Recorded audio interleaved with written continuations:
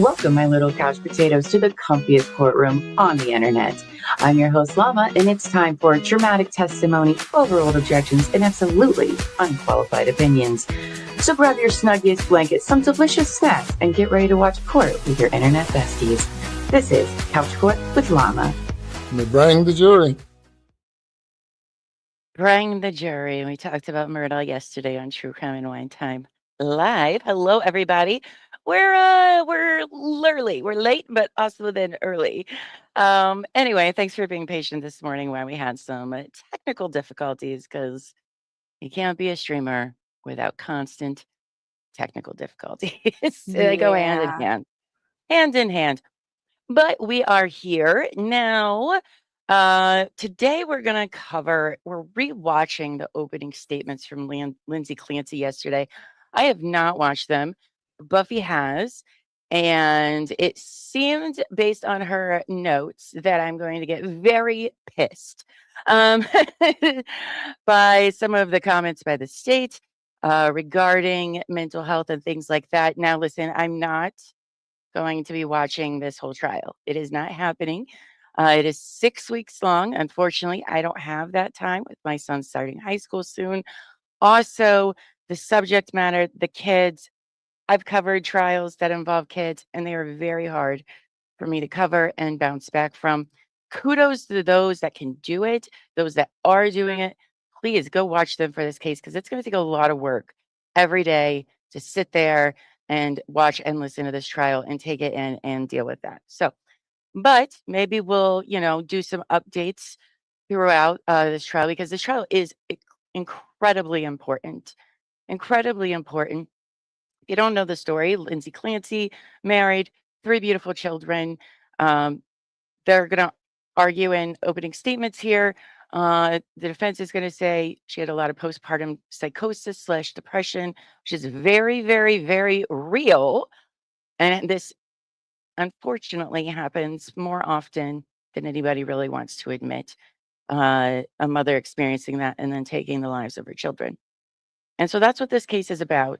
Because not only did she take the lives of her 3 children, she tried to take her own life, and she is now paralyzed and in a wheelchair. And so postpartum mental health in general is a very important subject to me as somebody who lives with it. And I hear I'm going to be very, very annoyed and mad with Massachusetts again. I don't know what's going on there, y'all, but yikes. But before we get all into that and the anger and the sadness that this case does bring,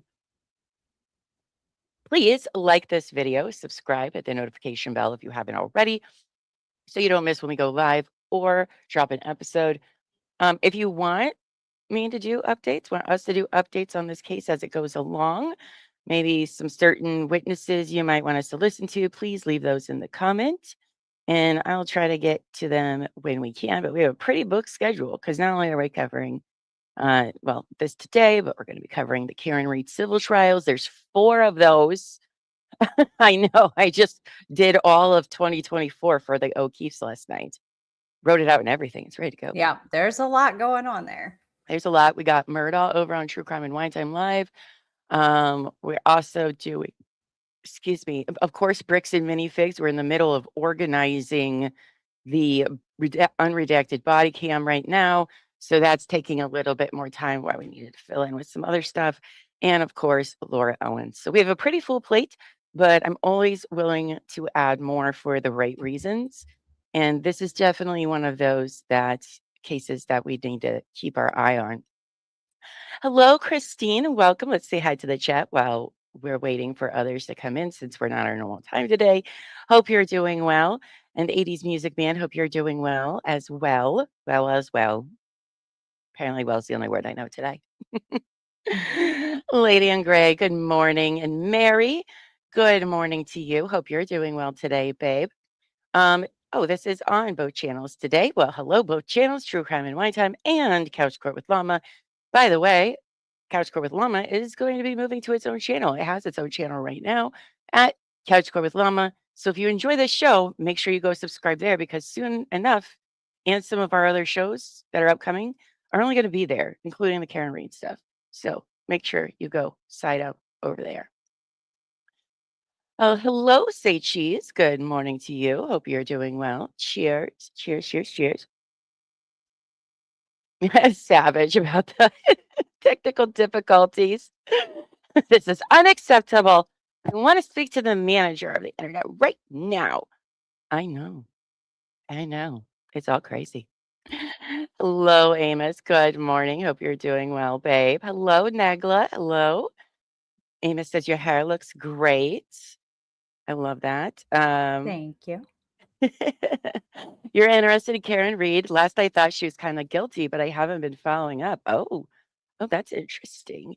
Karen Reed, the 2.0, the retrial, was the first trial I covered under Couch Court with Llama. So it's like a blast from the past. But the civil cases are all very interesting and a mess and wild. So It is a giant cluster. it is. And like when you have a bunch of different defendants with all their different lawyers, oh my God, it's so many documents. Now, we're not going to read all of the documents. A lot of them I'm going to summarize to get us caught up because there is a hearing next week. Hopefully, I don't know if I'll get us that caught up by then, but I'll get us pretty close. But when there's like so many defendants and lawyers, all right, and one person files something that they need a response from, you get 6 other responses from the defendants. All, it's very complicated. So I made all the spreadsheets of who sent what and when, uploaded them all, I started going through them last night. It's wild. So we'll definitely be covering that. And as I said, that will be on the Couch Court with Llama channel. So if you want Karen Reed stuff, that is where you can find it. I'm not sure if we're getting to that on Thursday or not. We'll see. Ooh, Hello, Bruce. Good morning to you. Hope you're good doing morning. good, sir. Carmen, Nat Electric. Good morning to you, babes. Almost a lucky winner last night for a member appreciation. Sorry you weren't, but happy to see you there. Hello, Sammy Sunshine. Good morning. All right, so let's go ahead and get in. We're just watching the opening statements today. I'm not going to do the whole day one. Apparently, there's not court today, which I did not know. So if you already watched it, well, you can watch it again with us in our commentary. Like I said, Buffy's watched it. I have not. So that should prove to be very interesting. So we will be talking, we will be pausing, we will be talking. And if you don't like that, that's fine. You can go I find don't it like it. Court TV. So there's that. I get it. It's not for I everybody. don't like listening to our commentary. Is it because we're I'm just kidding. ridiculously hard to listen to? No, I made a lot of commentary alone in my kitchen while I was cleaning. And I Oh, was I so bet. mad that I didn't have anybody to yell at. So I I just know. yelled You in must our be. chat. Yeah, you left the messages. I was like, okay. No, I'm just Like, kidding. what is this bullshit? Anyway. Yeah. So again, we are back in Massachusetts, state we Yeah. can never seem to leave for its shenanigans. Consider One the of source. many places where shenanigans happen.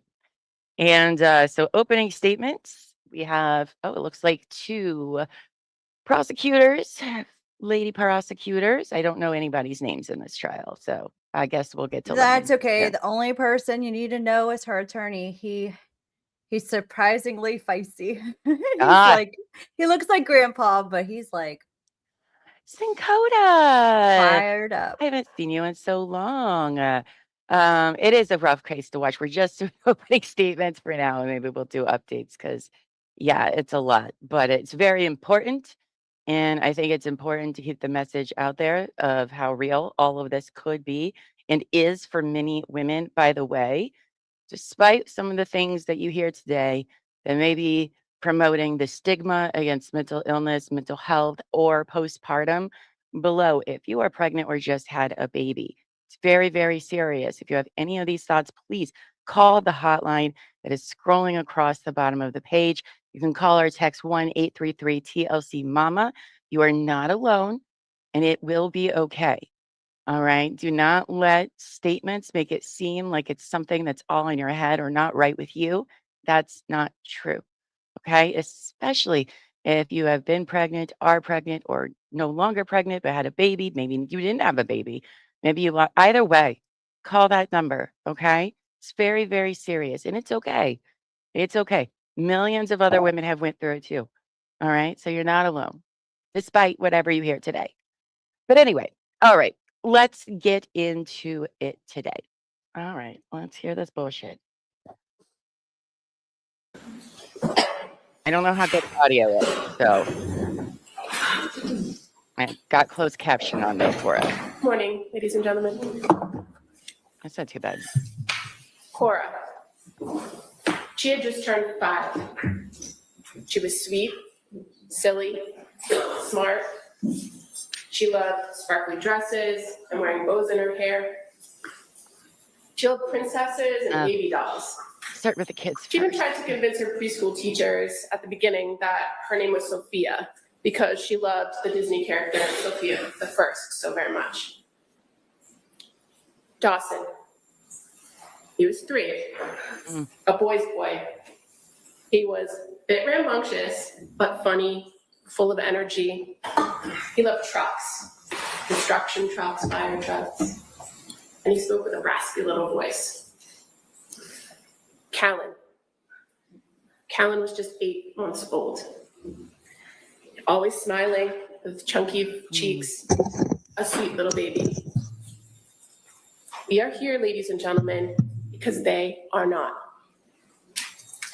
They were strangled, deliberately and meticulously, killed by this defendant on January 24th of 2023. One by one, she wrapped exercise bands around each one of the kids' necks and pulled until their little bodies were limp and lifeless. First Dawson, then Cora, and finally Callan. Your job, ladies and gentlemen, is not easy in this case. The evidence will be difficult to see, to hear. This might be one of the hardest cases for juries, period. Like, I don't know how it's going to be so difficult to have to make It the is going to decisions be they do. difficult to hear, and that's what they're going to do is play on the emotion of how they were killed instead of the why. Yeah, And but I that imagine, but at the end of the day, right? You have 3 dead kids, and you might have to make a not guilty by reason of insanity, verdict, and that's just that's a a juxtaposition of like it's very complicated feelings you have there, right? Because your first is outrage. think I'm just heartless. Well, I I'm can looking at this from I know. Well, I these people know don't know I'm not anything the lay about court. people. Yeah, you know what I mean? Like these jurors, they don't know anything about court, how it works. They're hearing this for the very first time. Some of them, Right. some might have already kind of heard about it, but immediately like, holy shit, I'm here and I have to decide justice for 3 little babies because they're all babies. Well, And then they're I about to hope hear, oh my. well, I hope her attorneys took that into account when they were doing jury selection and I'm picked sure. the best jurors that could do that. I mean, I would hope that they did that. Well, But it's I don't hard know. because even if they end up voting, not guilty by reason of insanity, in a way, it seems like there's not justice being done. However, well, I'm going to reserve my those thoughts actually for the end of the opening statement. So I'll come back to those later. But I'm sure these jurors are just sitting there right now, like, oh shit. Okay. All right. Well, this is gonna be tough. It's gonna be a long 6 weeks, and it's gonna be a long 6 weeks, I can tell you that. Those poor little babies. To process testimony of witnesses, family, friends, teachers, people who knew the Clancy family, people who saw them regularly, people who saw them on the day in which this defendant killed them. They're all going to come before you. And it may be heartbreaking to hear what they have to say. You'll see photographs of the crime scene. You'll hear testimony from first responders. They're going to tell you about what they discovered when they came into the Clancy home at 47 Summer Street in Duxbury on January 24th. But they didn't mention what Lindsay did to herself. Are they not allowed to bring it up? Oh, no, it gets brought up. Oh, just Keep pray watching. that they. Okay. This is just how the prosecutors chose to open this. Okay. All right. Wow. Okay. Fourth. You'll hear evidence about the defendant during that time period, observations of her physical appearance, her demeanor. You'll hear testimony about what she was reporting to her friends and family and doctors during this time period. The list of witnesses is quite long. Law enforcement, firefighters, friends, family, teachers, crime scene investigators, forensic scientists, toxicologists, medical examiners, experts. We expect over the next few weeks that you will be able to, or will be able to present to you a clear picture of what was occurring in the Clancy household on January 24th of 2023. We ask that you keep an open mind when you're hearing this evidence, and during the course of the trial, don't forget that you use your common sense and your life experience. Those are things that you bring as jurors to the courtroom every day, and it's what's going to take you into the deliberation room at the end of this trial. Okay. So what happened? On January 24th, 2023, it had recently snowed. It was in fact Tuesday. Oh my God, not a snowstorm in Massachusetts. Can we trust the weather reporting? Was it enough to track a cat? Was it enough to track a cat? What's that? You think Mass knows how to do snow, but they don't. All right, they don't at all. Sorry, you gotta find some humor where you can put it in a case like this. And I'm gonna make lots of Karen Reed references just to get through this because it's gonna be hard. So okay. For days that Cora and Dawson usually went to preschool. They attended the Learning Sprouts preschool in Duxbury, but they didn't attend on Tuesdays. So on this day, they were home. Oh, yes. On this particular day, Cora, who had just turned 5, had an appointment at the doctor's, an annual checkup. And so the defendant brought her first thing in the morning to the doctor's. Defendant's husband, Patrick Clancy, was home and he was caring for Callan and Dawson while defendant took Cora to the doctor. Pretty normal. You'll hear and see that Patrick and the defendant exchanged text messages that morning. Patrick sends a photo of Dawson, who had just dressed himself that day and he was jumping for joy. And he sends that text to the defendant while she's at the doctor. And while at the doctor, the defendant sends a text of Cora and her little Johnny and mask to Patrick. When the defendant and Cora returned home that morning, Patrick went downstairs to his basement office to do work, same as he had normally done on any other day since returning from paternity leave. And then the defendant was charged with caring for the kids for the rest of the day. She put Callan down for a nap, bundled up Cora and Dawson, took them outside to the backyard, and played in the snow. They built a snowman. The defendant sent pictures of the snowman and the kids in the snow to Patrick when he's working in the basement, and her mom, who was living in Connecticut, who had just been there that weekend but had gone home. The day proceeds as normal. You'll hear Patrick describe it as a good day, actually. In the late afternoon, around 4 p.m., the defendant searched on her phone for kids' Miralax. She searched takeout freebie, and she opened the Apple Maps on her phone and searched the route that it would take to get from their house to the 3B restaurant in Plymouth. She searched how much time and how far it was. Now, this restaurant had been a place that the family had eaten before, but wasn't their normal takeout spot. She also called CVS and asked them about the kids' Pedialax or Miralax. And that's because at the doctor earlier that day, the doctor had recommended a laxative for Cora because she had some stomach issues. She had complained of an upset tummy at school the day before, you'll hear. She had some issues where she didn't like to go to the bathroom at school, a little bit embarrassed. So they suggested the Pedialax. So she calls CVS and she confirms that they actually have it. Hi, April. We do. CVS in Kingston. Then she sends a text to Patrick and asks if he wants to get takeout, if 3V is okay. She didn't feel like cooking dinner. It was a long day.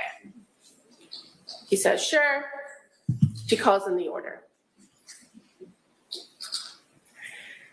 When Patrick leaves the house around 5:15 that evening, everything is normal, seems normal.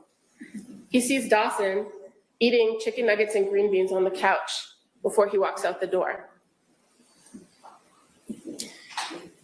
Patrick leaves to go to 3V, and he's going to stop at CVS on the way there. That's when the clock starts, ladies and gentlemen. The defendant knows that Patrick has to stop at CVS, go to 3V. She knows that it's about 5 miles from their house to get to the restaurant. She knows approximately how much time she has for him to go there and come back. She then takes the children down into the basement. She separates Dawson from Cora and Callan, and then she proceeds to wrap exercise bands around each child's neck and pull until they are dead. She leaves the band. Question: what are the exercise bands, like the things with the handle that you like? No, they're with, like or- they're like elastic rubber bands. Exercise bands are just rubber, like really big rubber bands. Okay. Not, you're thinking of the ones with the metal spring. No. Yeah. Elastic Okay. bands. And Okay. you use them for like resistance training, like, because I use them too. I Use don't them work. in physical therapy. No, Like they're okay. each elastic band has a different like resistance weight, so you can Okay. use one that's not a whole lot, and it But just not the it's metal like for coil correction. ones. No. Okay, well, It's just a big rubber band. That's better than what I thought and had in mind. No, But no, it's a rubber band. neither one's great. But No, you know what I mean. no, Okay. it's like an elastic band. It's just like a Okay. big giant rubber band. You're gonna put one around your ankle, the other one around the other ankle, and just like Okay. Step on it exercise. and like pull it up. I think I've seen people Yeah. do that. Yes. I don't work out, guys. All Resist. right. They're actually called resistance bands. Okay. Okay. They're not like the No yeah, handle. like Just in the 80s. okay. Hey, I don't know. I've never even been to a real gym, so I don't know. Anyway, okay. Thank you. Girl, you can buy them at Walmart. You don't I have ain't to go to a spending gym money to on buy none of it. Well, you No, use I it- was people in physical therapy use it to regain strength. If they can't do like standing exercises, you can do them sitting. It's like it's just to, strengthen. okay. Okay. Well, that's better than what I had in mind. Okay. Thank you for clearing that up for me. Wrapped around each child's neck and goes back upstairs. In the kitchen, she gets a knife, and then she proceeds to the second floor of the home. In the middle of this, she misses a call from Patrick. He's at CVS. She misses the call. She calls him right back, and they talk for 14 seconds. Nothing that she does or says in that phone call is of concern to Patrick. He proceeds on his task, and she proceeds with hers. She goes to the second floor master bedroom, locks the door, crushes up some pills, and attempts to take her own life. She uses the knife she got in the kitchen to slash her wrists and her neck. She moves the bed away from the wall, away from the window. She opens that window and goes out. She lands on the cold, hard ground. Shortly thereafter, around 6 p.m., Patrick comes home. He's got the takeout bag and the CVS bag with the medicine. He enters into the house through the mudroom door into the kitchen area, places the bags down. It's eerily quiet. He calls to the kids, no answer. He calls to the defendant, no answer. He takes out his phone and dials the number for Lindsay's phone, defendant's phone. No answer. He then goes upstairs and finds the master bedroom door locked. He opens it and enters the room, sees blood and the window open. Oh, poor Patrick. He then goes to the backyard, and that's where he finds the defendant. She's on the ground outside that window, moaning and mumbling. At 6:11 p.m., he calls 911 for help. First responders arrive to the home almost immediately. He's still on the phone with 911 when the responders arrive, and they go right to the backyard and tend immediately to the defendant. While they're with the defendant, Patrick tells the first responders, "I need to find my kids." He had asked the defendant where the kids were, and she told them they were in the basement. So when he went in the house, that's the first place he went, down into the basement. He's still on the phone with 911 when he finds each child with an exercise band still wrapped around their neck. He screams for help, and he says, "She killed the kids." Efforts made to resuscitate Cora and Dawson were futile, but first responders from Duxbury and the surrounding communities were persistent, and they kept trying to resuscitate them all the way to the hospital. But when they arrived at the hospital, there was nothing more that medical staff could do for Cora and Dawson. The staff at Beth Israel were able to get a heartbeat on Callan, but he never started breathing on his own. He never regained consciousness. He had no brain activity. Nonetheless, he was transferred to Boston Children's Hospital, where he died 3 days later on January 27th. The defendant was taken to South Shore Hospital and then transported subsequently to Brigham and Women's in Boston. She had multiple traumas, including spinal injuries, as well as superficial injuries to both her wrists and her neck. She is paralyzed. We expect during the course of this trial that you'll hear the defendant made claims that either right after Patrick left the house or after he called her from the CVS, depending on which version of the events she's telling, she heard a voice, a male voice, a voice that she had never heard before, a voice that she never heard again. And that voice told her that it was her last chance, that she had to kill the kids so that she could kill herself. She immediately took action when she heard the voice, with no direction or details from this so-called voice, and she killed the children. Once she killed the children, the voice stopped. When you consider this information in the course of the trial, ladies and gentlemen, I ask that you consider the source, the timing, the substance of her statements about this voice. You're also going to hear from, or you may hear from, forensic psychologists and psychiatrists who talk about what's called command hallucinations and voices that people hear before they do something. And when you hear that testimony, I ask that you keep in mind the details of what she's saying the voice told her and the details of when this voice spoke to her.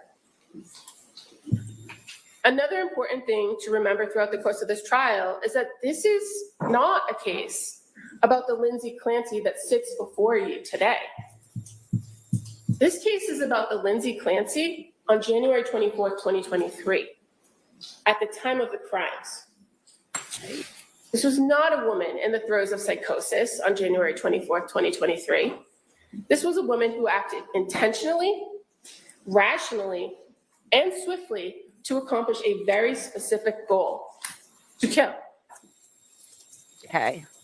You'll see and hear evidence about all the things that she did that day, what she did in the days leading up to this incident, leading to the murders. You'll hear her spending time with her family and friends. You'll hear her appearing to be in good spirits and doing better for all intents and purposes. On that very day, you'll hear she interacted with people at the doctor's office. She came home and took care of the kids. She talked to people on the phone and via text message. What is she? The evidence will show you she was not psychotic that day. All right, we're gonna fucking pause here. Okay. I knew you were about to like jump the shark. When I heard this, I was like, oh, Llama gonna have a lot to say about that, because apparently you're supposed to just walk around like drooling on yourself all day. No, that's not really how any of it works. As a matter of fact, sadly, there's a whole list of people who had great days and then they weren't here anymore. It's actually way more common for that to be the case. So for this biatch here to sit there and say, well, everything was fine. She was having a great day. Yeah, that's usually how it goes for a lot of people, unfortunately. And there's sadly a long list of people we've lost who had great days. It's not a one size fit all when it comes to suicide at all. For some people, they are in great moods and people don't see the red flags. And that's because they've made peace with their decision. They've made a decision and they've made peace. It's a very common thing to witness. The second thing, and listen, this is going to be a heavy show, guys. All right. Because I'm going to tell you based on my own experience with things. And it might be tough for some of you to hear if you've never been through it or if you have been through it. But, and I don't even need to hear Lindsay's example, but when she says there is a voice that Lindsay said she has never heard before, I have heard that voice on the night that I almost took my own life. I've never heard this voice ever in my entire life until that day when I had to sit there and lay on my hands for 10 hours because I was terrified of moving, because if I did, I would listen to what the voice was telling me to take those pills. And I laid there by myself. And I have never heard that voice again. But it is a very real and it is a very real scary voice to hear. I don't even hear other voices in my head, not your voice, not anybody's, like many of you. It's just me in there all the time. And so, Mhm. and listen, I have been majorly depressed numerous times in my life. And I was then too. It was a really, really bad bout of depression. And then after those 10 hours, always kind of had, there's a difference between ideation and a plan. All right. And that's the thing, right? Is it's the minute where it shifts. And that's kind of when that voice kicks in. Like, you know what? All this could easily go away. All this pain, all this, your fail, everything. And it's quick. I had already been super depressed for weeks and never really had that until it happens. And it is just like that. And it's not just me that happens to. I was a NAMI peer support group facilitator. And guess what? What I just said was common amongst many of us. People don't really like talking about it because it makes them uncomfortable. And I understand that. But we can't do suicide prevention and awareness without being real about how it works. And so for her to just sit here and be like, well, she was great. And then what happens later that day? You can't tell me that's a person that is in any way, shape, or form not in a good place. And people also misconstrue that when you're having these suicidal ideations and thoughts, those are delusions as well. People chalk psychosis and delusions up one way, but those are delusions too, because it's not true, right? It's not true that it'll make your pain away. It's not true that it'll make people, you won't burden them. It tells you all of these lies about yourself to the extreme. If you're having those are delusions, you know? And so to just sit there and say that is, I do have a problem with people that say these kind of things because it really goes with the stigma of mental health and mental illness. And I will fight back every time I see that happen. And that's exactly what this is, because she's saying, hey, you know what? If you're having a good day, but you're having these thoughts, don't worry, you're not actually unwell. No, you are. You are unwell. And it doesn't have to be that way. Oh, okay. Sorry. I told you it's going to be a heavy show if this is the way things are going. I'm just going to let you all know that. So if those topics aren't your bag, that's okay. I understand that. But I can't just let her sit here and spew like, oh, this is how this works. Because it's not. It's not at all, unfortunately. So, all right, let's see what else she has to say about this. Throughout the evidence in this trial, you will learn about the defendant being the classic overachiever in school, in her personal life, in her nursing career. She was someone who liked to control every little detail of her life, of her family's life. It's called anxiety, sure. In contrast to pictures you'll see of the doting mother, the dedicated nurse, you'll also see a side of Lindsay Clancy that's different. Somebody extremely controlling, meticulous, and manipulative. The days were laid out with specificity. Strict schedules were expected to be maintained. Food was planned carefully. Sleep was scheduled to the minute. And at the time after Callan was born, or last, I don't know what all she's been diagnosed with, but this is not surprising to me whatsoever. I mean, you have 3 small children, you gotta find a balance for them all, but also if you're starting to have anxiety, depression, things like OCD even, I don't know what Lindsay's diagnoses are, but this is not surprising for somebody that is unwell with 3 small children.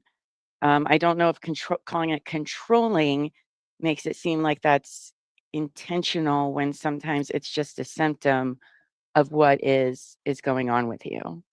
From So, what I'm understanding, and like I said, I don't know all the details of the Lindsay Clancy case, but from what I've gathered, the problem is there wasn't a correct diagnosis. well, and it's all her fault. How dare she? Oh my goodness. Exactly. People, it happens way, way more often. Way, way more often, unfortunately. So, yep, lots of examples of that. But again, if you are having struggles, please reach out to the hotline. Go to a peer support group. NAMI has them all over the country. I can tell you based on my own experience, peer support did a huge number in my recovery from my episodes. And I could not have made it without them because to sit there with other people who have been through it too is extremely powerful because you can actually be yourself and it's really uplifting and inspiring. So it's not as all everybody talks about how sad they are all the time, actually.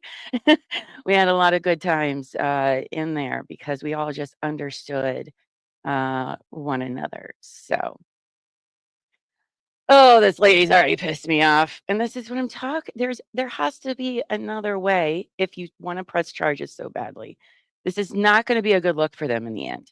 I will be very surprised. This is not going to convince all 12 people at this rate. But okay, we'll see. We'll see. Remember, Andrea Yates was found guilty the first time. She got a retrial and she's found not guilty by insanity. So it can happen. Let's not all get super pumped up. However, we're what? 20 something years later, same exact case, same exact arguments. I don't know, but we know more now about it than we did during Andrea's time. And yet we know oh, so little. and yet we still know so little. Oh my goodness, yes, we know so little about postpartum depression and psychosis. And like I said, she's not. Terry has a show, Dearest Mother's Darkest Secrets. The majority of those cases are women suffering from this same thing. It is a problem. And this is not going to help those that are struggling out there right now. Right now, the odds of it leading to homicide or suicide are small, but those lives matter. You know, her life matters, her kids' lives matters. We need to do something. We're just not, well, our system isn't equipped for this. I'll go on those rants later. Don't you worry. I got many of rants about, you could sit here and say, get all the help you want, but that's not really how our country works. But we'll save those for later. last baby, the family had to adjust. And by all sources that I expect you're going to hear at that trial, that summer was great. But after Patrick had finished his paternity leave and was back to work full time, when she no longer had a nanny to watch the baby, do laundry, tidy up the house, follow her schedule, when she was responsible for it all, it was hard. It was hard for her to maintain that control. It was hard for her to bond with her kids. And in efforts to maintain control, she withheld information from her husband, from her doctors. She reported serious symptoms that were inconsistent with her daily activities, you'll hear. And ultimately, on January 24th. What? Ma'am. Ma'am. Does she think that everyone she's encountered in her whole life aren't just masking and hiding because they're not outwardly telling you about all the fucked up shit going on in their head? That's what it sounds like she's trying to say, Llama. And that's when I threw my phone across the room. I was like, Well, of course she felt overwhelmed when she didn't have help. Of course she didn't tell everybody what she was thinking. What would people, how you don't want people looking at you like there's something wrong. Then you're like, am I really thinking that? Like, what? Mhm. There's a real struggle going on in your head. Like, no, I'm not supposed to feel this way. I'm supposed to love my kids. I'm supposed to feel like this is my job. This is what's wrong with me. I can't tell people that I'm feeling this way because you're going to be Oh, judged. oh, and, being a mom, the pressures on to look like I mean, we've talked about it, having, been moms of kids that, are on the spectrum and have difficulties. It's really hard because you feel like, well, I'm not, doing enough, right? Because sometimes they'll make you feel that way in the schools, things like that. You're not doing enough. You're not making the right decisions over your kid and your kid's issues and their behavior. Like it is so much. And you can't just go telling everybody because boy, does everyone love to tell you how to be a fucking mom, don't they? They sure do. And I do think that, it's hard to sit there also as a mother who suffers from, mental health episodes. It's so hard when you are going through something and you have a child because you're not you're incapable of being the mom that you need and want to be with them. Because remember, when your brain is experiencing any of the plethora of things, parts of your brain are literally not working. You can't will them to work. All right. If you can, congratulations, you've solved the mental health crises around the world. Bravo. But their brains don't work that way. You can't just will it to do something when it decides it doesn't want to. But to sit there and be like, well, she didn't tell everyone how she was really feeling. Get out. No wonder, because there's people like you walking around judging all the time, being like, well, yeah, but is that really real? Or like you doing it for attention? Or have you tried to go outside and just take a walk? I mean, those things could help, but they're not going to help. All right. They're Right? not going Like to when help the real problem. someone tells you, you just need to go spend some time getting your nails done. I'm like, great, super. Right. That'll fix my problems. Right. Like we talk all the time. We tell each other a lot of our shit, but I don't sit there and tell you guys everything, you know? Yeah. The other night, I had a panic attack and I was just like, I gotta go, bye. And just kind of like, I didn't go through the whole thing with like, nobody does that when you're experiencing something like that because it is very private. It's very personal. You don't know, you don't want to be a burden onto other people with these, when your brain is being very loud for whatever reason it is.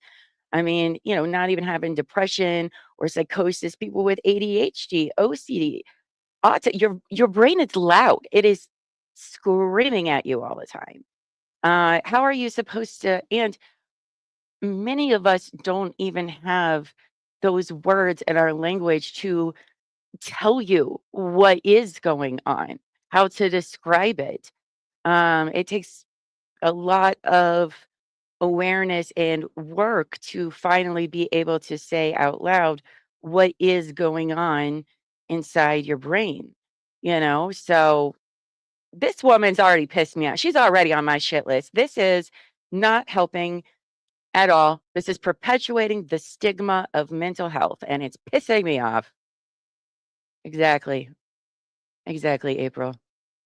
But even then, that voice can take over and it will hold you hostage. It will absolutely do that. All right. Ugh. Okay. 4th, 2023, the defendant made a calculated decision. This was a woman who no longer liked the life she thought she wanted. It was getting harder and harder to control. And when she saw the opportunity to escape, she made the selfish choice to take it and to take Cora, Dawson, and Callan first before attempting to take her own life. Ladies and gentlemen, this is not a public debate about women's mental health and how the medical system treats women. This case is about this defendant, Lindsay It's a Clancy. struggle. There is no dispute that she was That dealing part with mental pissed me health off. issues during this time period. Go ahead, you sound off. Oh no, that part. This is not a public debate about women's mental Mhm. health issues. Yeah. Oh, I just went on a rant, so I didn't know if you wanted to have No, a rant I of your was own just like, since you were listening to stuff. she just Yeah. said that, and I Yeah. was like, how did you just not say all that? And then you're going to say, this is not a public debate, and then you just wanted to say that she just killed her kids because she just did it. She just got tired of her life. Like that's Well, and she used 3 different possible methods on herself. that doesn't even make sense. That doesn't rationalize in my brain. Mm-mm. Mm-mm. Over over this already, but She got tired of her life it very and just decided she was going to take everybody out. Like, I'm sorry. does that happen don't sometimes, believe but it. I don't think that's this case. All right. I'm not buying it on the no, there's Mm-mm. yeah, I'm That's- not They're buying trying to it. treat it like it's a Diane Downs, Susan Smith kind of case here. I don't think so. They're very, very, very different, and the others were not because of postpartum. But there are many people in the world, in this country, who think exactly what she is saying right now, not just about this case, but in general. And that's why people have a hard time that experience this stuff speak out, because they're like, yeah, but that's not really. Can't you just not be this way? When I was in the depressive episode that I was just referring to that time, I withdrew because that's what I always do. But I also was very aware of how this negative energy affects those around me. And I did not want that to happen, right? So I retreated. I stayed at home. That's what I always do. It's not the greatest. Self isolation actually is the leading cause of suicide, is when you feel so isolated and there you have nobody to talk to. That's why we shouldn't keep perpetuating the stigma about not talking about it or bringing it up, because that isolation is the biggest factor in that. But anyway, I digress. And I had people be like, "Yeah," like when they came over, I thought they were friends, and then they would yeah, she is just so negative to be around right now. And I'm just like, yeah, that's why I'm not around. Like, I know this. I don't know what you want from me. I can't change it. I wish I could, but those people. Anyway, so whenever, this is why I think more people need to speak out against the stigma. It's very, very important. Okay. Prior to the murders, there'll be medical records, medical doctors, mental health professionals that will talk about treatment, prescriptions, hospital visits. All that's going to be before you. The evidence will show that this defendant had a means and access to mental health that most people don't. And she chose to deal with her mental health issues in the worst way. Okay. First of all, the mental health care system in our country is a fucking joke. All right? It is. And it doesn't matter how much money you have, actually, because it doesn't matter. We don't have enough hospitals. We don't have enough staff. Insurance plays games on how long you can stay there, not how long the doctor wants you to stay there. No matter how well or unwell you are, it does not matter. At a certain point, they are kicking you right on out. Period. Whether you're an adult, whether you're a kid, because it's all about money. All right. So I know that she's going to be like, well, she could have stayed at the hospital longer. No. You know who else could have stayed at the hospital longer? Andrea fucking Yates. And her husband worked for NASA. And they kicked her out of the hospital over and over and over again, way too early, because insurance wouldn't keep her. Because that's the reality that we all live in when it comes to mental health. Period. It's the same everywhere. It is not well in this country. Should you try to get help? Yes. Is it going to be hard? Yes. Don't get deterred, But in many areas of this country, there is no mental health help. Rural America, good fucking luck. There's one that might be 20, 30 minutes away, and you better have a car, and then you got to drive there. Mental health is not as accessible as we all talk about and want to believe it is for millions of people. I live in a large city, and even then, it is still difficult for people to get adequate mental health care. And I have options. Many others don't. And I'm sure they're going to talk about this in this trial as well, because it's all fucking bullshit. All right. If you've been part of this system, you all know the truth. That like, no, that is not at all how it works, period. So for her to be like, well, she had money and blah, blah, blah. No, it doesn't matter. It doesn't matter. But okay. Anyway, sorry. Get a ranty rant, llama. Chose to manipulate her providers, seek out the quick and easy fix when she was feeling depressed and anxious. What quick and easy fix? Ma'am, what is the secret quick and easy fix that you are speaking of? I'd like to know, because you know what? It doesn't exist. As a matter of fact, there is, if you are in a depressive episode, particularly when you have one of the illnesses that are a disease, not just like situational, like grief or something, that it's a genetic thing that you have, right? There is nothing that can take you out of a depressive episode. There's nothing that can stop it. It is just stuff to take care of your symptoms and make you comfortable while you ride it out. And you could be riding it out for a very, very long time for those of us that have, major depression disorder or bipolar depression disorder. They're serious. You're talking months to years before coming out of this up. There is no quick fix, ma'am. Drugs are also not a quick fix. If so, again, you've cured mental health. Fantastic. You've saved everybody's lives. Thank you, ma'am. Oh my God. Oh, this is just stupid, ignorant shit. Yes, the right therapist is hard to find. The right provider is hard to find. It is a fucking crapshoot. Okay. It is. Again, don't let this deter you from getting help, from trying to. All right. Because it is important that you do, because it takes lots of things to be better, lots of things and lots of time. But we need to be realistic about this. All right. And if you don't have access to a lot of these things, I cannot tell you that peer support, whether it's calling a hotline, whether it's finding a support group for mental health, it is something, and it will help to some degree. It is something. Please do that.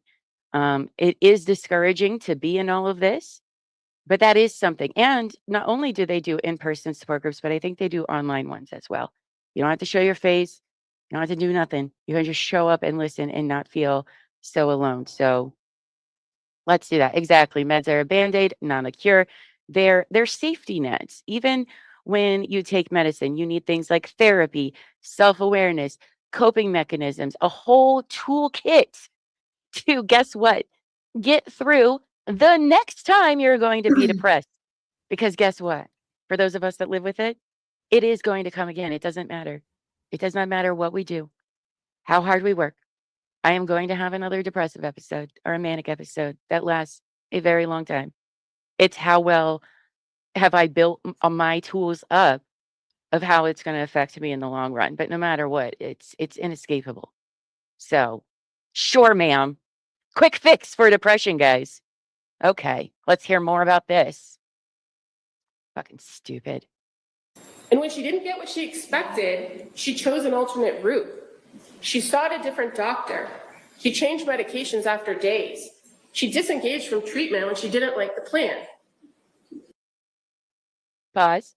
I bet she did try a bunch of medications. You know why, friends? In case you don't know, it's because medications are like throwing darts at a dartboard. Boom. Not a single doctor knows exactly which medicine's going to work for you. And if you start having the serious side effects within days, guess what happens? You're off that drug. That's what a good provider is going to tell you. They're also going to taper you up and down from drugs. That's what a good provider is going to do. But remember, not all providers are equal. Okay. There's bad people in all job fields, including this one. But if you are having serious side effects, I don't know what she's going to report. It is absolutely normal to be taken off that drug immediately and then probably put on another one immediately, especially if it's one that's giving you not great thoughts. Maybe it's making your anxiety worse. So they're going to give you something else. It is not a science when it comes to mental health medicine. It is not like, you have high blood pressure and they know how to fix that. Okay. We don't know how to fix any of this. We have some ideas that only work for some people.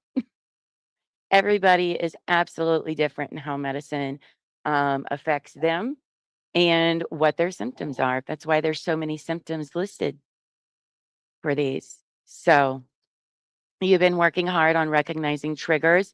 That's really important, Rachel. Really, really important. And then you'll be able to sense your body kind of responding to it as well. For example, the other night, I started noticing my brain was it was getting louder and louder and overwhelmed and overwhelmed. And I was like, oh shit, I think I know what's about to happen, and then it did. But, that takes time. And another fun fact about depression, I could do a whole fucking presentation. I did one once for my support group, but so keep in mind that when someone is in a mental health crisis, we're going to pick depression because that's going to come up a lot in this, right? And it's one that actually people that don't have a disease but can experience for situational purposes, which does not make that less than. I want to make that perfectly clear. All right. Now they don't go as far into depression usually as someone with bipolar disorder or major depression disorder, but it is very real what other people experience from situational depression, and it holds the same risk, if not higher risk, actually. But anyway, I digress. So when your brain is in a depressive episode, all right, think of your brain as a wheel with little frogs or cogs, right? Little slots. So normally when your brain is working, they call it arrhythmia, right? Information comes in, it gets put in a little slot, and it goes around at normal speed and goes where it's supposed to, all outside external information, right? Now, if you're in, say, a manic episode or psychosis, all right, that wheel going super fast, all right? So any information that comes in, the brain's not taking it in because it's going too fast. It can't fall in the little cog, so it bounces off, right? And that's why people don't necessarily, they're still them, but they have a very difficult time taking in new information because it's not, the wheel's moving too fast, so very little gets in there, right? And then when you're depressed, the meaning of that is slowed down. That's the literal meaning of the word, right?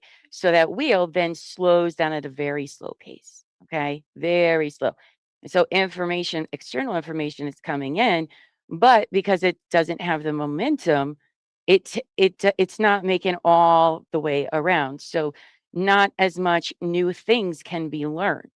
So the real care for mental health care and learning new coping mechanisms, self-awareness, triggers, that can't even be done until you are out of the episode, until your brain is back to the eurythmia wheel, where it can take in information of all kinds and build that in.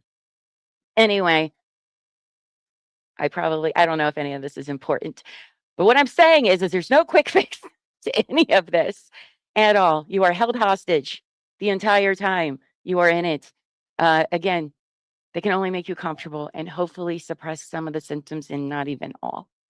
So, yeah, some can't be dropped cold turkey, that's for sure, depending on how long you've been on them. But I heard the defense brings it up, so we will get there. I gotta let my dogs out.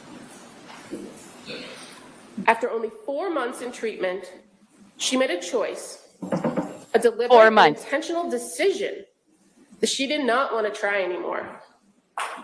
And Bad. because no one could take care of her kids the way she wanted them to, Oh, she had to take them with her.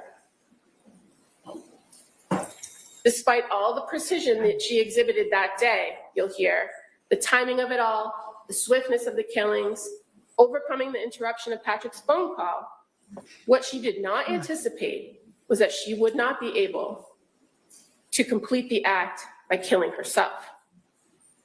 Come on. Ladies and gentlemen, people with mental illness commit crimes every day and are responsible for them. The fact that someone may suffer or have a mental illness, a mental disease or defect is not the end of the inquiry when it comes to guilt or innocence. It is whether a person can appreciate the wrongfulness or criminality of the conduct and conform their conduct to the law. Do they know what they were doing? I mean, I have mad problems with the law and mental health and imprisonment and all of that because our system sucks. So it's like, hey, by the way, we have this system built with sticks that doesn't really benefit you very much. But, you know, if you do something while you're unwell, guess what? Jail. It's fine. It's fine. And it's frustrating. But also, so she is a brand new patient in the mental health system then. 4 months is no time at all. That is a very, very short period of time of trying to get help when you've never had it before. I am not surprised it was a clusterfuck at all. Been there. It was for me, and I know it is for many others. And can they control their actions? Joey.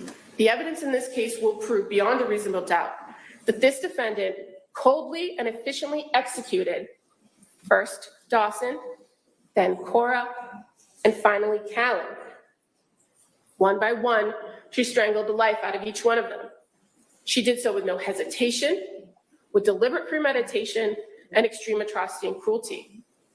She is criminally responsible for the murders because the evidence will prove to you that she knew exactly what she was doing.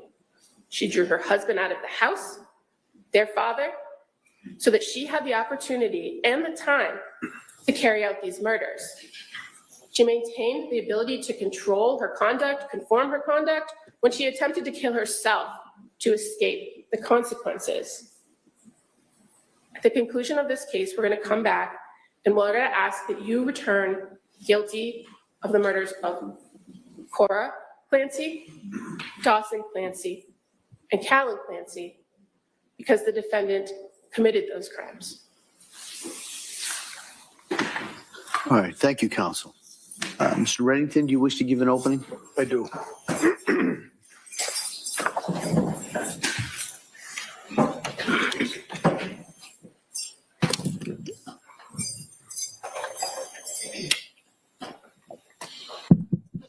Sorry.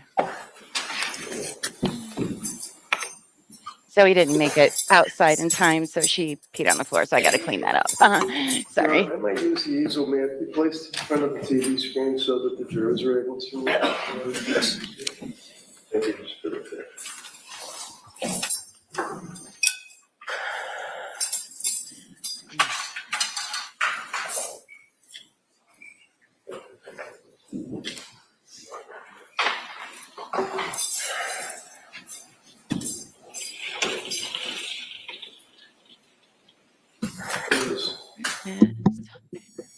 You know, normally,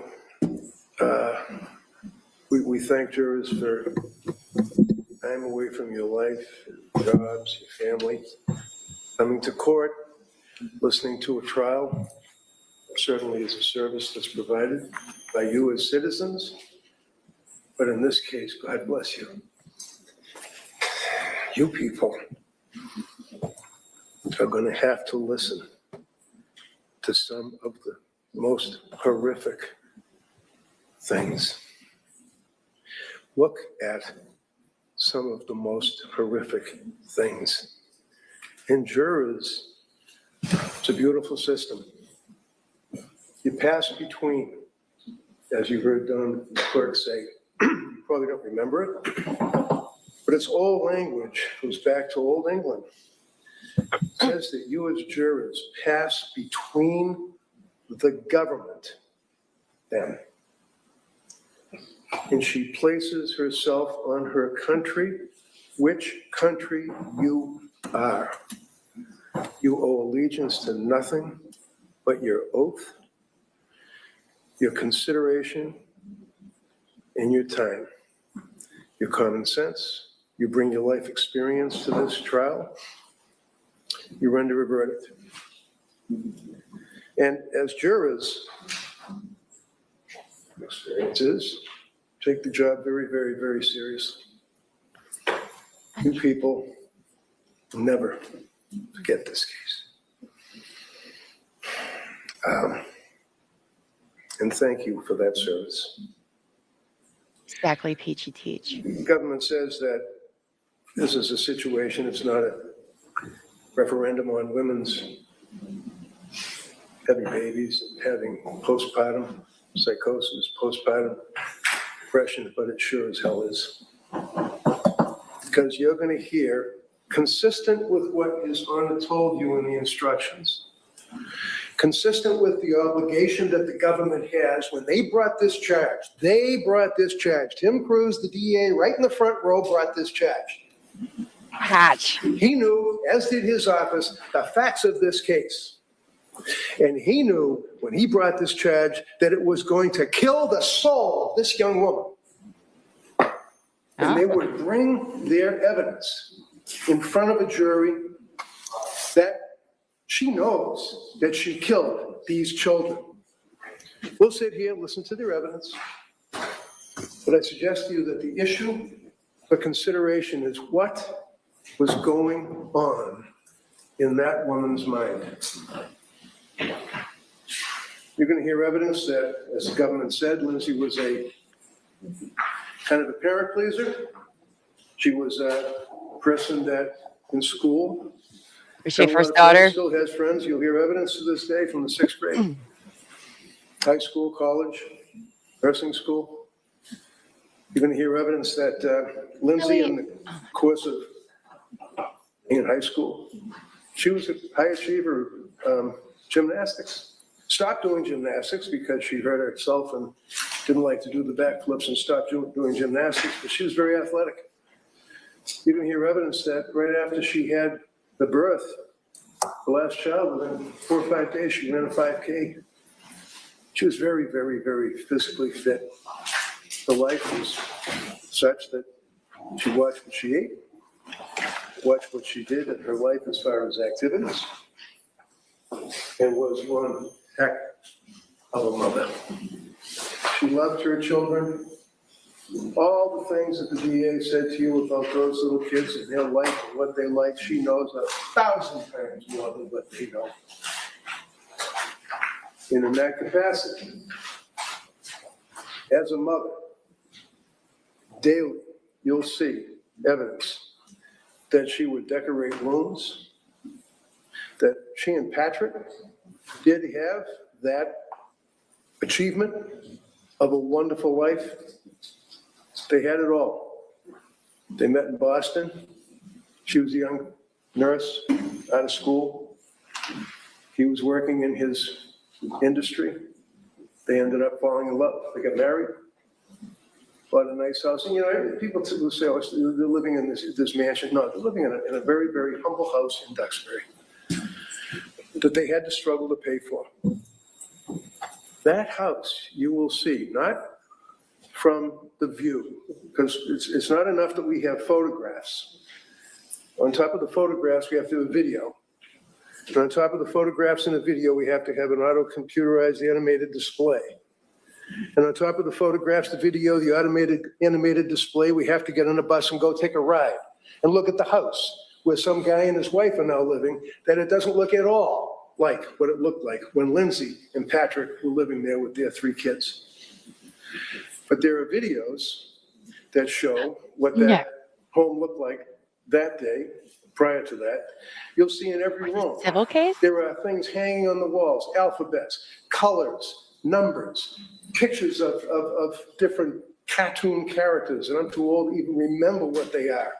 Movies, all sorts of toys, erector sets, trucks, all over the living room. There was no dining room. It was a large thing for the baby to be in, and then surrounded by toys. Every single room had toys in it. When she was These awake. children Okay. were loved and nurtured and cared for. by her. She didn't want to get rid of her kids because of her selfish life, as the government indicates. She loved those children right up to the time of their death. You're going to see that there's photographs in this case that you will be able to evaluate that show that. Some of them might even be in the videos that the state police took.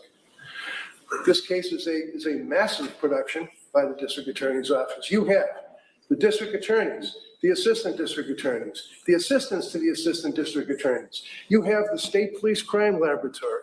You have the detectives. You have the state police, the armed men that will go out and interview witnesses and will investigate this case. You have the victim witness advocate, very nice lady, by the way, that deals with witnesses and people in a case such as this. It's a massive operation, and that's great. We should have that. But when you're considering the evidence, you consider the fact that you have two young people that were living this life, that were working, and Patrick, not because of COVID, not because of he just didn't want to work in an office anymore. He worked out of his basement. He worked in an office in the basement. He was there because of what Lindsay was going through. He was there. He lived it. And he will testify to it. He doesn't have to testify, quite frankly, and identify clothing and be distraught and placed in a position of horror in this courtroom. But he will testify to what they went through as a husband and a wife, the wife being pregnant. They had 3 kids. After the second child, she had postpartum. You're going to hear evidence that that's one of the issues that is important because that can lead to bipolar. One of the things that you don't do, which is taboo, is if you have somebody that's bipolar, you don't put them on an antidepressant. You don't put them on Zoloft. You don't put them on what's called an SSRI. You don't put them on that without also having this mood stabilizer, lithium. There's a few different ones. Source me. But yeah, and it's very common too with people who already have bipolar disorder and or women who have give birth that it triggers them into an episode as well. He's not wrong when he's talking about here. They usually want that buffer for that Well, I because think the way he worded it wasn't the best. trying. Postpartum doesn't lead to bipolar. Mhm. It is an indicator that there is an if you're not already diagnosed, that it was already present. I would say too that it is significant in comparing the two experiences, probably, right? Because it can come with similar symptoms and last a very long time. I'm Well, I'm sure not that they look similar, but they're not I'm the not same. saying that every person who has postpartum has bipolar. What I'm Right. saying is that Exactly. it means you need to dig further. Exactly. Absolutely. Absolutely. Because again, if you do have bipolar disorder, whether you've been diagnosed or not, and you have a kid, the percentage of you experiencing psychosis or depression postpartum on both is astronomically high. All right. It's very, very serious to want to have a kid. And you get talked a lot to about it when you have it and when you're trying to have a kid or you did get pregnant. It's a very serious risk and you should be heavily monitored during your pregnancy as well. So he's not quite correct, but I get where he's going with this. But also the reason why you can't put somebody with bipolar disorder on a depressant first is because if you give them that, it actually can cause them to go into mania, right? You know, I said the word eurythmia earlier. Everybody's baseline, everybody's here. Well, you have 1 through 5 up, which is considered mania. The middle is hypomania. 1, 2, 3, 4, 5. Anything above a 2, and not good. That's bipolar 1 disorder. All right, that's when you're going to get psychosis, and if you keep going up, it gets real bad, right? And then down below is depression. Same. 1, 2, 3, 4, 5. Real bad. And Yeah. so if you I give learned that somebody, the hard way with my daughter when we first started. yeah, And they put that's her on it. also It was like it's a crazy. quick way to find out. Yes. It's a very, very quick way. And listen, I know people are probably like, well, I heard mania is a good time. Well, I mean, it feels like it for a while until it's not, until you start doing things that are not things that you would normally do in your everyday life at all. And the come down is you've definitely destroyed parts of your life in some way, shape, or form. There is no, oh, it's a fun time. No, no, it's really not. At the end of the day, it's not. And the consequences from it are ones you have to live with, no matter what. But anyway, so that's what he's telling you here is that, especially if psychosis can occur, this is going to tell you real quick, by the way, if they give you an SSRI, and that's it. Selective serotonin reuptake inhibitors, it messes with your brain. You don't do that, but it was done in this case. They could have explained that The more. but- reason Okay. that Lindsay went to the doctors was in September 2022. July and August of 2022, they were very happy. Lovely little family. September, things went sideways. And she looked for, and you heard the government saying, and remember what they say in their opening, and remember that when they prepare a case, and remember how they can point at different aspects of a case to show consciousness of guilt, that show that somebody's conniving. In this case, how many times we heard she faked the suicide. Faked the suicide. Little cuts, dinky little cuts, scratches you'll hear stated in the opening statement or time of the arraignment. That she asked for a lawyer. That's rich. You're going to hear evidence that she was in her bedroom after the horrific act in the basement. And that she was up in the bedroom, that she stood in front of a full-length mirror, that she took the knife that was in the kitchen that she had taken, and when she cut her throat in front of the mirror.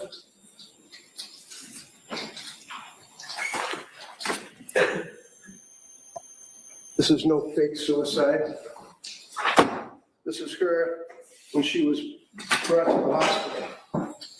When she was in the hospital. That's what her appearance was at the South Shore Hospital. Oh, shoot. That was not too bad because I'm warming up the South Shore coffee. Hospital. She had wonderful care and treatment that was able, against her will, to save her life. Oh, okay. That's fine. They're not going to get it. Big on suicide, YouTube. little scratches, dinky little scratches. This is a photograph that was taken at the South Shore Hospital of her neck.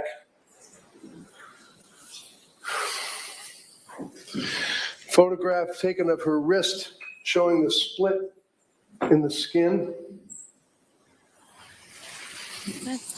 Photograph showing I'm gonna keep some of those you'll see comments evidence of myself. this. The bedroom floor next to the bed with the blood.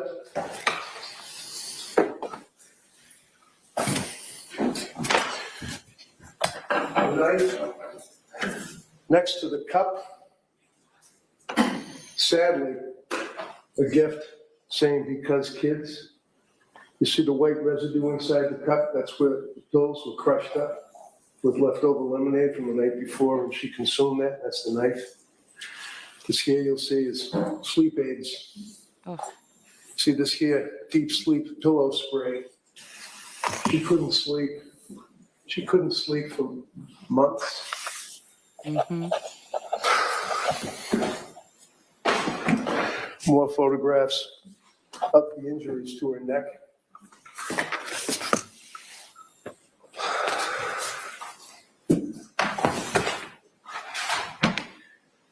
And then, in the course of the fake suicide speculation by the police, you'll see the evidence that she hung on the window ledge and, like Spider-Man, I guess, slid down the wall of the house. You're going to hear evidence that she flung and threw herself out the window, striking her head on the ground, full ground, causing what's known as a Jefferson fracture of her neck. She shattered, exploded her thoracic spine, shattered her cervical spine, the first disc, broke every rib. And the Jefferson fracture, you'll hear evidence, is not consistent with a fake suicide by any means. Jefferson fracture is consistent with Superman when he got thrown off the horse. It's consistent with people that have the tragedy where they dive into a swimming pool as a result of which they get that fracture in their neck and they're paralyzed. She's paralyzed. She's not going to get up miraculously and walk out of this courtroom. She's paralyzed and will be paralyzed for the rest of her life. She's living her own hell. She knows what happened with those kids. And she wanted to die. When she was in the hospital, you're going to see evidence. The Brigham and Women's Hospital, when they transferred her from South Shore Hospital, air flight, into Brigham and Women's Hospital, and she was then given the emergency room and the emergency treatment at the Brigham and Women's Hospital. You couldn't move in that room. There was so much equipment, so many wires, so many breathing tubes, so many machines, humming, banging, clicking, and she's spread out like she's crucified on the bed while she's being treated in that room, surrounded by armed police officers. Out in the hallway, guarding the hallway against what? Anyone could guess. Guarding the hallway, guarding the room, guarding the bed, standing there. She's handcuffed to the bed. She goes to South Shore Hospital. Government speculates that, again, you see how the government is able to create what they want for facts, that she is so cold and calculating that she said that she heard voices after I brought a psychologist, Dr. Zeisel, into that room to see her. I had to move heaven and earth. You'll hear evidence that they wouldn't even let her have visitors. She couldn't even see her family for over a week. The cops wouldn't let anybody near her. That room was an armed camp. I had to move heaven and earth and practically get a court order to be able to get in there and see her while she's laying in the bed. And they suggest, and It's very will normal, suggest Rachel. that she said, I heard voices, I heard command hallucinations suggested. telling me to kill the kids By doctors. and then kill myself, after she talked to Paul Zeisel as if he was telling her what to say because I'm the lawyer and I brought him into that hospital. You're going to hear evidence that Paul Zeisel is one of the most respected psychologists. You're going to hear evidence that he was embedded with the military in Afghanistan for years. You're going to hear evidence that he works for the government when there's a shooting involving the FBI, the CIA, or any of those alphabet soup cops. He's involved out interviewing these people for post-traumatic stress. I knew that he was the man to talk to this young woman in the hospital. When I finally was able to get into that room, into that hospital, he was with me. He did not tell her command voices. He, as a human being, gave her a cell phone so she could call Patrick. But you know what? You're going to hear evidence from a woman who works at Brigham and Women's Hospital. Saw Lindsay as soon as she came out of her coma. She is a woman that works with the religious services in that hospital. And the first thing that Lindsay wanted to know is, where's my family? And then she told her about what happened and told her about the command voices. And this is well before she ever met me or Paul Zeisel. So you have to keep focused on the evidence because it's so easy to manipulate. There's no fake suicide. And there was no plan to fake her sickness. This is a young woman that, with her husband, tried very hard to get the help she needed. She went and saw a doctor by the name of, oh, by the way, remember in the open, the government says she shopped around for doctors, I guess, that she wanted to get doctors to, I don't know, give her drugs or something. Good luck. You can hear evidence that she went online and she looked for someone that was into neonatal or post-baby delivery because she knew that she was in trouble. She couldn't sleep. She had insomnia. It wasn't just, when you get up in the middle of the night because your phone's on. She couldn't sleep. She only get 2 hours a night. A lot of people think that the people in these crises are like sleeping all the time. That happens for some people, but insomnia is also equal to that. And insomnia is actually way more dangerous for the person as opposed to the person that sleeps a lot during these kind of episodes. Because, the longer your brain's awake, even for a person not experiencing these crises, the brain will start doing things to you. It'll start giving you hallucinations of different kinds. Could be audio hallucinations, like, oh, did I just hear somebody say my name and you're alone? It's a pseudo hallucination, right? Or you might see little spots here or there. Now, that's what a normal person could occur from being up 24, 36 hours or something like that. But then once you go to sleep, gone. The problem is when you're unwell and in a crisis like this, going to sleep, it doesn't make it go away. As a matter of fact, it just keeps building up and building up and building up. And then the longer you're awake, the more you are with these ruminating thoughts, the more time you spend in there, that it's harder to crawl out of. Based on my experience and some of the other ones I've heard in the group, it's pretty universal there. And then, that's when you might hear the voice, the darkness is what we would call it.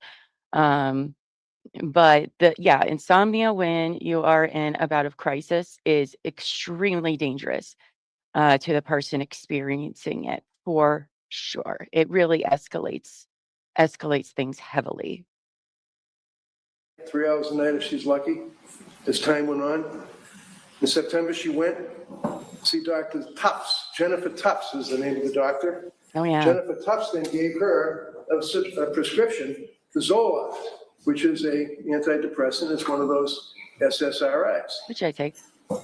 She didn't take the Zoloft for a couple of weeks because she was breastfeeding. She was afraid to have the baby have anything to do with drugs, but ultimately couldn't do it any longer, took the Zoloft. Fun story about Zoloft. So they want to say that she was medicine shopping around to all the different doctors. The incident I told you about earlier, that happened in 2018. And after that night, by the time morning came and I was able to physically move to grab the phone to call Elbow Feet to come home, it was still another 6 weeks before I could call and get myself help. Like it's a whole thing. But anyway, um, that was in 2018. I had played the dartboard of medicines for many of years. And then I want to say sometimes they helped. They didn't make me worse. The very first drug I took was Latuda, which I did not respond well to that. As a matter of fact, I tried it for 8 weeks and it made me feel like a zombie. Like it was not good. I could not take in any new information whatsoever. Like I couldn't learn how to play a dice game no matter how much Elbow Feet would, because he would play games with me just to, try to keep me distracted from my brain. But I couldn't take in learning any new rules. Anyway, it didn't work for me. It works for a lot of other people and that's great, but it did not work for me. Um, but anyway, so I spent many years doing this, and it wasn't until I got pregnant about a year and a half ago. And because I did not know I had this going on when I was pregnant with my son the first time. But about a year and a half ago, when Elbow Feet and I got pregnant, my first few thoughts was, oh shit, because I knew the consequences that could come of it from this. Yes.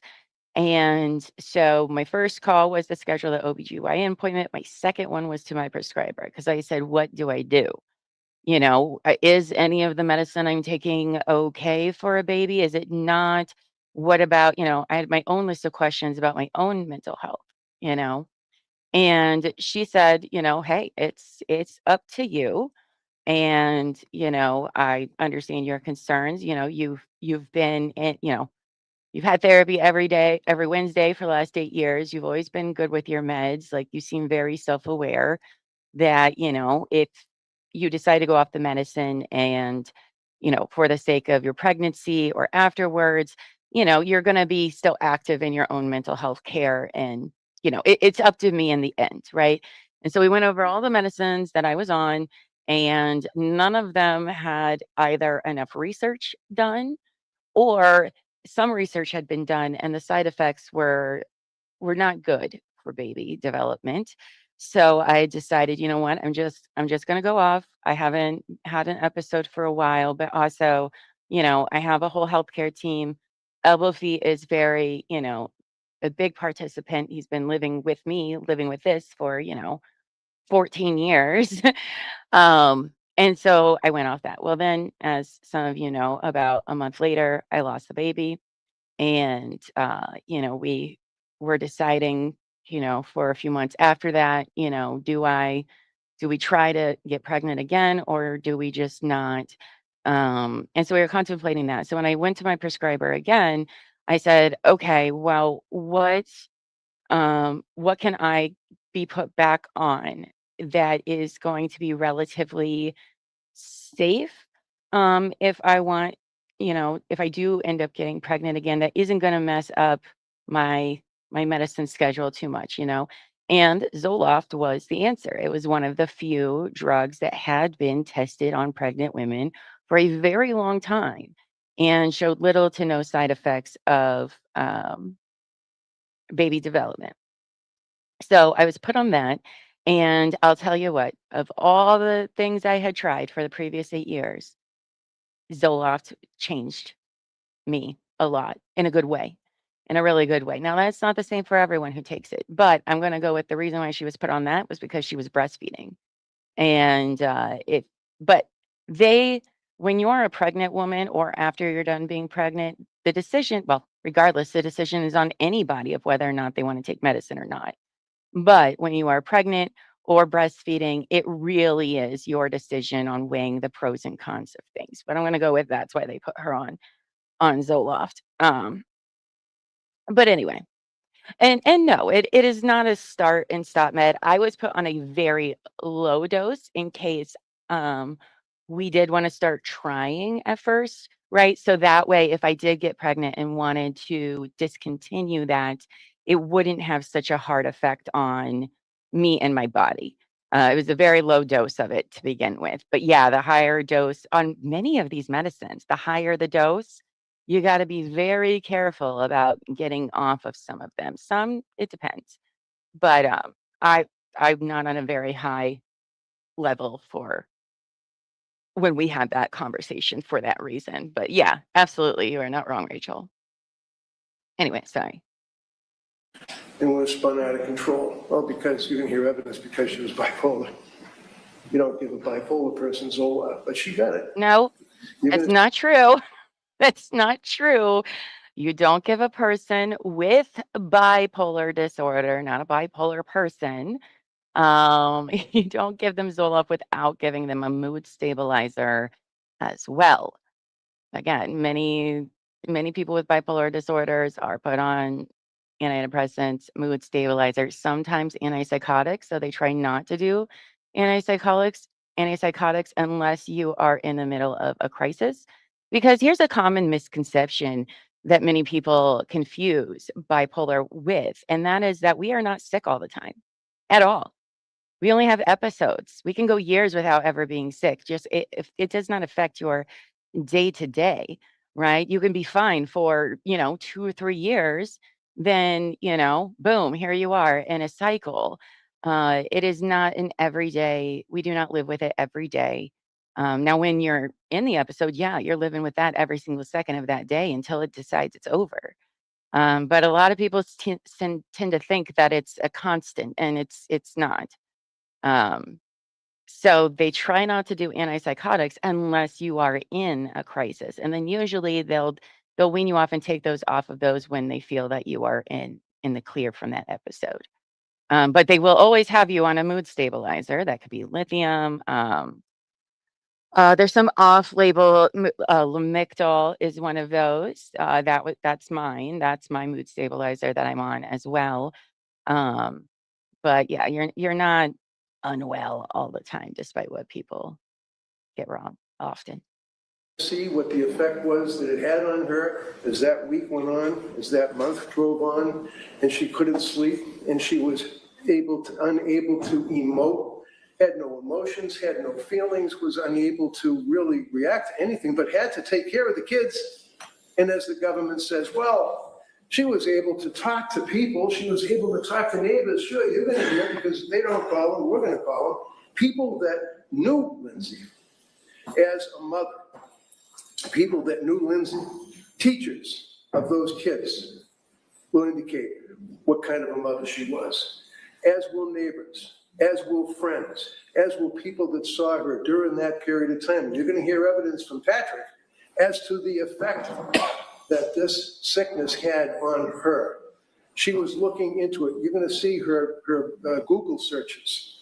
You're going to see her Google searches go on and on and on about how to take care of postpartum.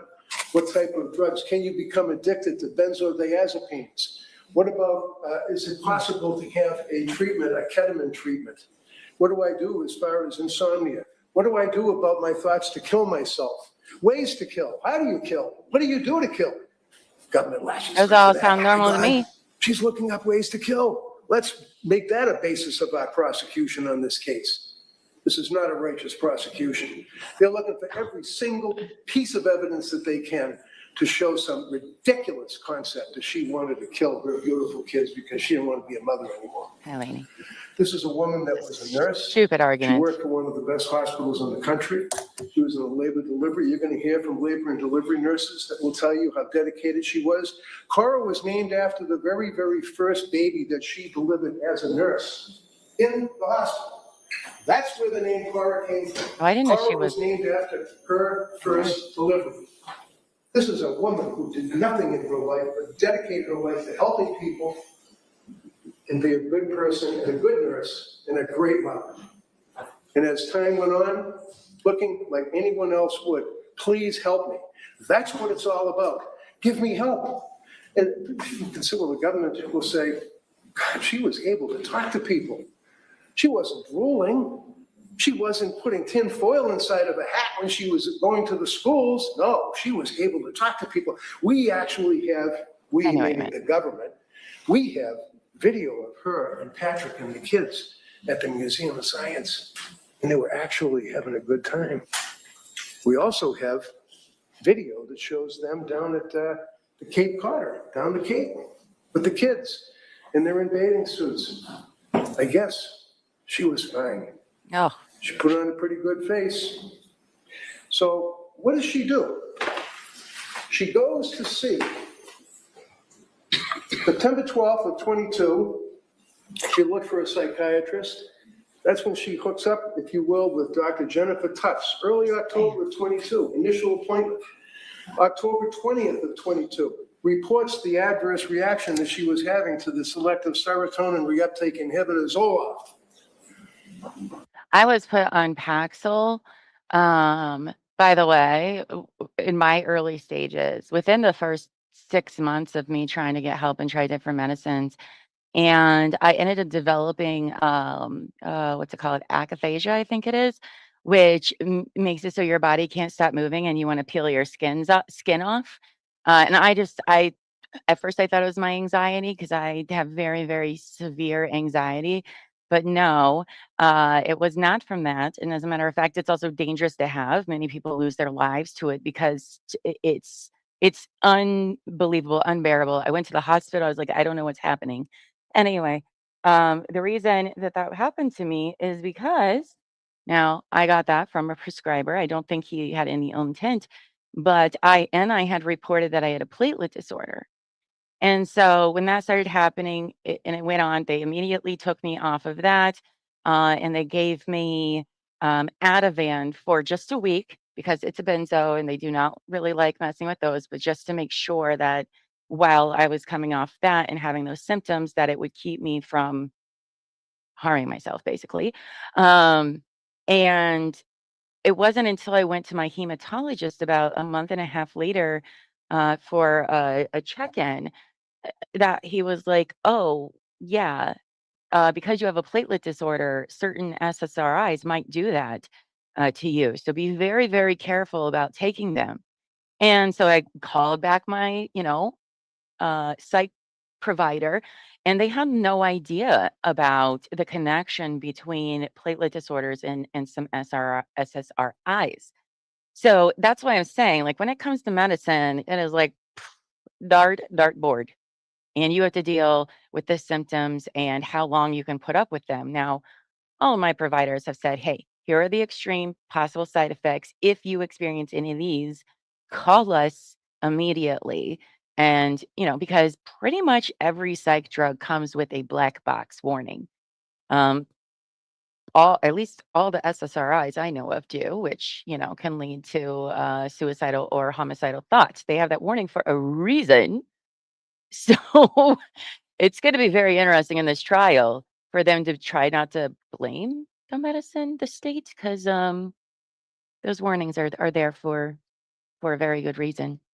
What is this case you're rewatching this? Oh, this is just the opening statements of the Lindsay Clancy, Massachusetts versus Lindsay Clancy. I'm not going to be covering the trial in full, but we're just watching the opening statements today because it is a very, very interesting case. So there was a crash in Buffy's living room. I mean, yeah, it's hi, Callie. Hello, welcome in. It's a heavy one. It's a heavy stream. I'm just letting y'all know what was coming in. So, yeah, everybody has different ones. So, did I have the brain static? No, thank goodness. But I have heard several people's stories about the static or the brain zaps. I fortunately did not experience any of these brain zaps that can happen. But this isn't like this is crazy because there are very few drugs used for mental health that anyone would really freely want to take. I mean, they're not, it's not like going shopping like pain doctors or something like that. Like, not a lot of it is very fun medicine that you're gonna like get high with, except for some benzos and, stimulants. But for these kind of illnesses, very few are ones where you're like, yeah, that sounds like a good time. No, none of them are a good time. So it is called practice in medicine for a reason. Yes, that's true. Okay, let's see. So this is every time Lindsay sought professional help. And so far, it looks pretty normal to me. November 16th, she goes to the South Shore Hospital emergency room because she was so depressed and so maxed out from lack of sleep and so unable to emote. She couldn't laugh, she couldn't cry, she couldn't have any feeling. She was a robot. She went to South Shore Hospital. She was referred and engaged with South Shore Perinatal Behavioral Health. This was Patrick's mother. This is Patrick's mother, Mrs. Clancy, who's a nurse, well-respected nurse, wonderful woman. She works at the South Shore Hospital, labor and delivery as well. She knows Lindsay.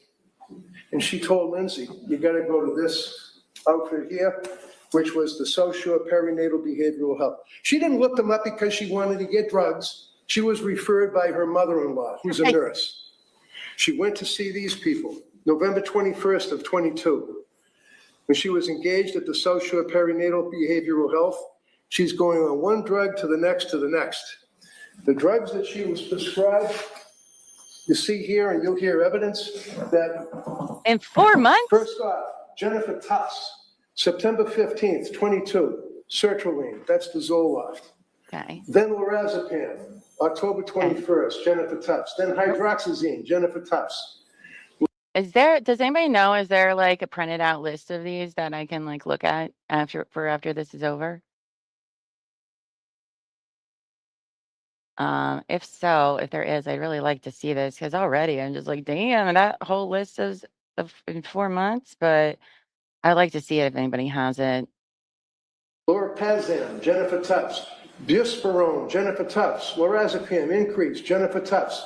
Buspirone, increase from 1 milligram to 5 milligrams, Jennifer Tufts. Trazodone from another individual. I've literally tried most of these 10 already. milligrams from another person named Julie Paul. Julie Paul worked at the South Shore Hospital when she went there to go to try to get some help from South Shore Perinatal Behavioral Health. More medication. No, there were a lot of benzos in there too. Continuing on down. Pat lived this, and he will testify to what they went through. At this point, at the end of November, around Thanksgiving, she's reporting disassociation and confusion. They put her on Remeron. Ooh. This is around Thanksgiving. Things were so bad at this point that her mother and father. Let me tell you something about Remeron. I have never taken Remeron, but the people in my support group had, and they said it was probably one of the worst antipsychotics they had ever been on, ever. And it's harder, like, the longer you on it, the more you have to be weaned off, and you have to be weaned off very particularly. And it's compared to trying to get off of heroin. It's very, very serious. And at first it seemed like this amazing drug, but listen, from the people I knew in my support group, who that was the one that everyone was like, nope, don't even, you do not want to go through the process of trying to get off of that. So that's interesting. Oh, Angie sent me one of, the psychiatric medications. Thank you, Ange. Appreciate that. We'll go over that after we're done with I think the opening statements are almost done. They're pretty quick. Came up from Connecticut and lived with them to take care of the kids, to help, because she was walking around absolutely a zombie. She would rock on the sofa, crying hysterically, banging her head into the pillow of the sofa. Patrick will tell you what he observed with her. She dealt with her parents. Her parents were there to try to help. Is this someone that's faking because she doesn't want to be a mother anymore? Yeah. The parents were there. Mother and father, wonderful people. Mother's retired. Dad took pictures of high school kids for yearbooks. They did what they could. Coming into December, after Thanksgiving, and they went, by the way, during the holidays, down to Connecticut at one point to visit with the family. But December 4th, she calls a suicide hotline seeking help. December 5th, she's evaluated by what's known as the Aspire Crisis Team. You'll hear evidence about that. December 6th, the next day, they have an appointment with Nurse Gelada. Now, Nurse Gelada comes into this action because, again, not looking for more doctors. Paul retired or left or went to another job. Typical. So all of a sudden, Nurse Paul, who was treating her and prescribing meds, leaves. Here's Nurse Gelada. She's now going to be your person you deal with. That's all. She wasn't looking for some other doctors to get a. Also, when like you go to get help from a clinic of any kind, the turnover rate, I can't even tell you how many doctors and nurse practitioners they've had in the last 8 years.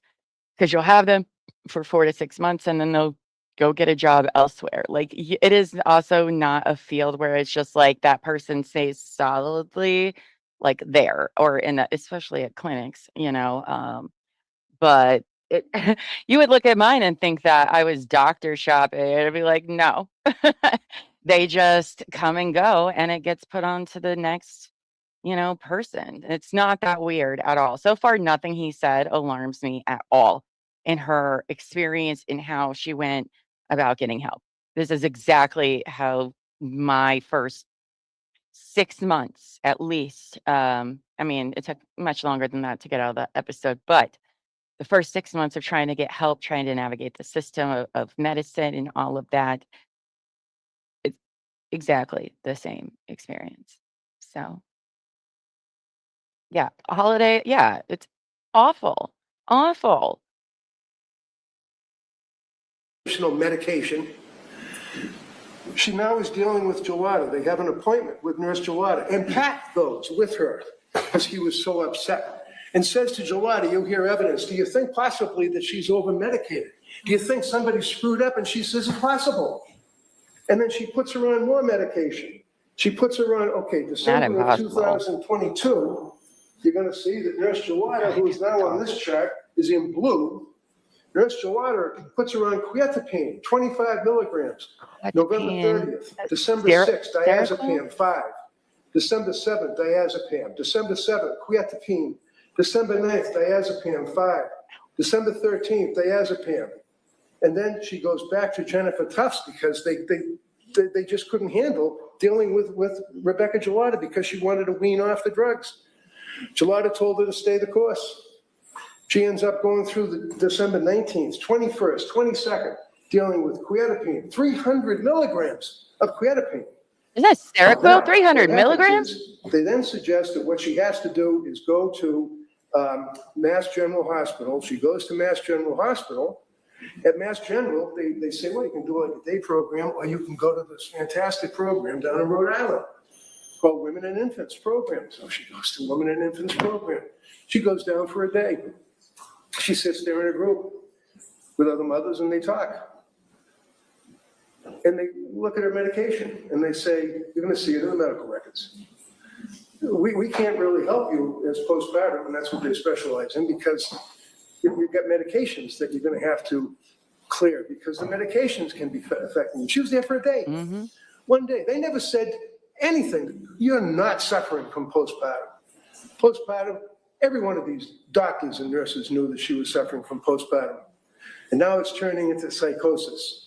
Now as she goes through the period of time, in January 5, Aliyah Goodhart from McLean Hospital puts on trazodone, 50 milligrams, lorazepam, 1 milligram, leaving the hospital. She goes to that hospital on New Year's Eve.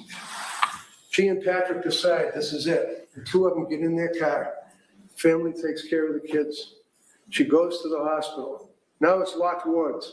She goes into the hospital. She's there for 4 days. During that period of time that she's there, she's in group. She doesn't see a doctor but once. There's no discussion of medications till the very end. You'll see the medical records. You can look at the medical records. You'll see that her daughter's birthday was coming up and she wanted to leave rather than the 5th on the 4th. This is not a discharge against medical advice. They cleared her. They said, yeah, fine, you're okay, good. Good luck, go home. She went home and she went to the birthday party. The government will have witnesses apparently to show that she was able to socialize, like, hi, how are you, at the trampoline where they had the birthday party for Cora. She's still living in a nightmare. During this period of time, January 9th, back to Jennifer Tufts, puts her on diazepam. Jennifer Tufts kicks up the trazodone to 150 milligrams.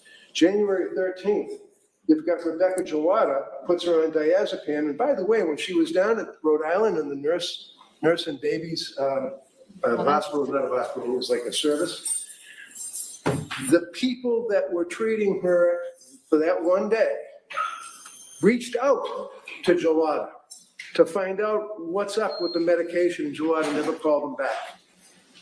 You're going to hear evidence, and it's in the medical records, that when she and Patrick called Gelada Oh, you know to what? say, It's not I Remeron gotta wean off this. that was talked She didn't about. want more drugs. She wanted off the drugs. Risperdal, I think it Gelada was. says, stay the course. She's going on vacation. Risperdal. I'll see you in a week.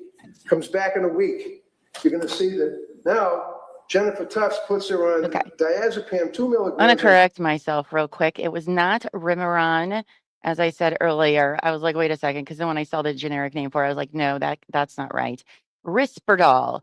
Risperdal is the one that people were talking about in my support group and how awful it is to go to get off of. I just want to definitely retract that and say the right thing. It's an antipsychotic used to treat those sorts of things, but Remeron, no. Risperdal, yes, is what my comments earlier were about. I do not want to give misinformation.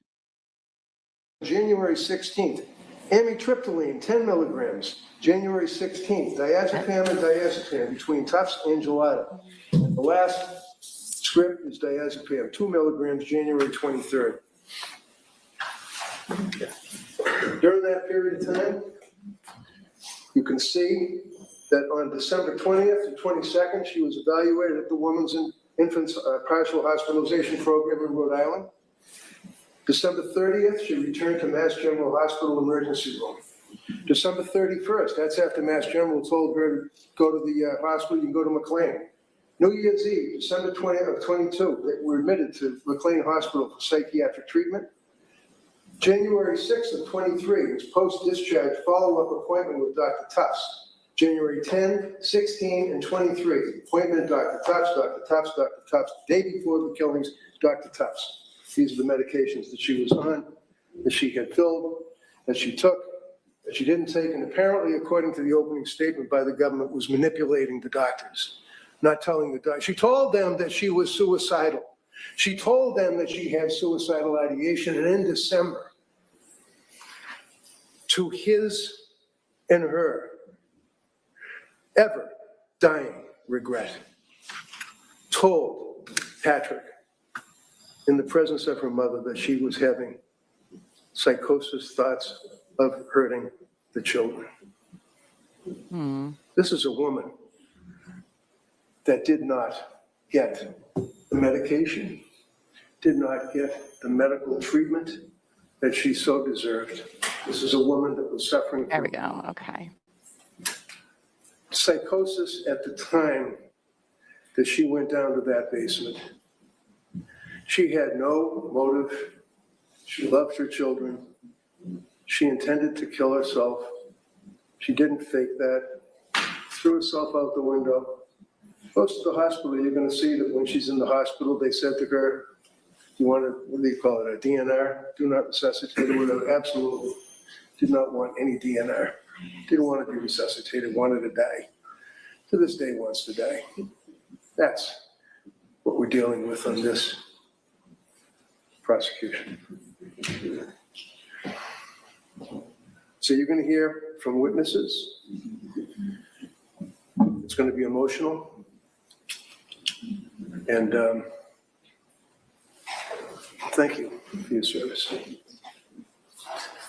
Thank you, Judge. Well, all right. So that is opening statements for the Lindsay Clancy trial. Oh boy, gosh, do I want to watch this whole thing, but I know it's going to be so not good. I want to hear the experts. This is going to be a battle of the experts, and that's what I'm interested in.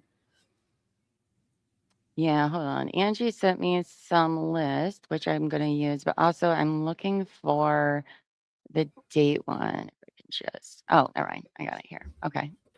That way we can do the side-by-side comparison. So we have those up on Discord and then here, because I really want to talk about this because so far nothing was said about her experience that seems anything wrong with it to me. I mean, I think she's being over-medicated, but I meant from like her telling of like, oh, you go in, you don't know what's happening, you're getting help, and they start that whole thing. Been there, done that. Hold on, let me let Zoe in. And then I'll pull that up for us. First of all, I just want to say, what the fuck is the state thinking? I mean, oh, okay. I don't know how they're trying to sell this story or why they're trying to sell this story.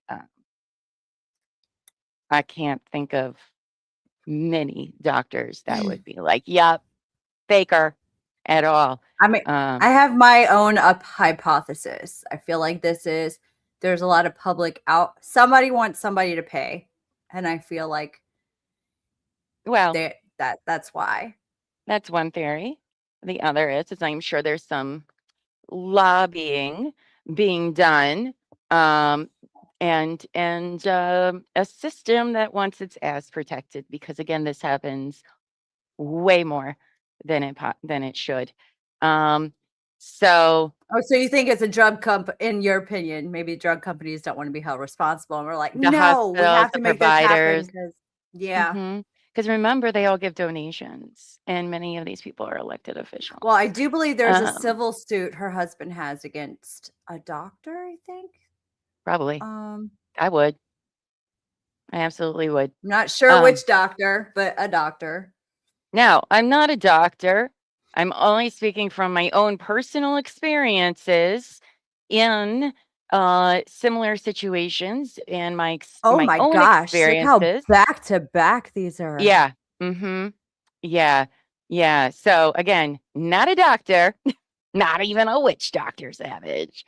But I'm just sharing my own personal experiences in when I entered this world in quite a crisis.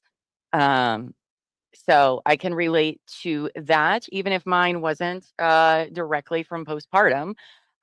It's still a crisis, and all crises are the same in the sense that You just I want it to stop. Yeah. I So didn't realize how back to back they did. Like, wow. yeah. Yeah. Seeing the dates on these? Mm. hmm So they start off with sertraline first, which is the Zoloft 25 milligrams. That's what I'm on now, which is a very low dose of Sera of Zoloft. I have the cheat sheet for the names because some of them I don't know the uh non-generic names of, because mine are always generic. Let's see. The next one, lorazepam. That's Ativan. So that's a benzo, all right, benzodiazepine, which are very serious drugs. Now, two things. Um, One, benzos are extremely dangerous physically, extremely dangerous. There's only two things in the world that when you try to get off of, if your body is addicted to it, that can kill you, and that is alcohol and benzos. Both can kill you trying to get off of them. Now, she's at 0.5 milligrams, which isn't a very high one, and she's not on it for very long. But they also, you have to be careful with them, mixing them with other kinds of medications, because that can cause problems too. It is very hard. Well, if you're going to, real psych doctors and stuff and not some GPs like people I know in the past who would be prescribed Adderall and what's Xanax at the same time, which is a death sentence. Um, anyway, they're not going to prescribe benzos very often unless you're in crisis, and even then, because of the dangers of them, people are very hesitant because they can be, again, very, very addicting physically. Oh, thank you. Appreciate that, Kakan. You too. I assume you have a channel too. I'll have to check that out. Um, so let's see. Seichi says there's very heavy skepticism of mental health defenses. People think it's so easy to fake. Real mental health struggles like this is not faked, and it is not easy to fake them. I mean, at all.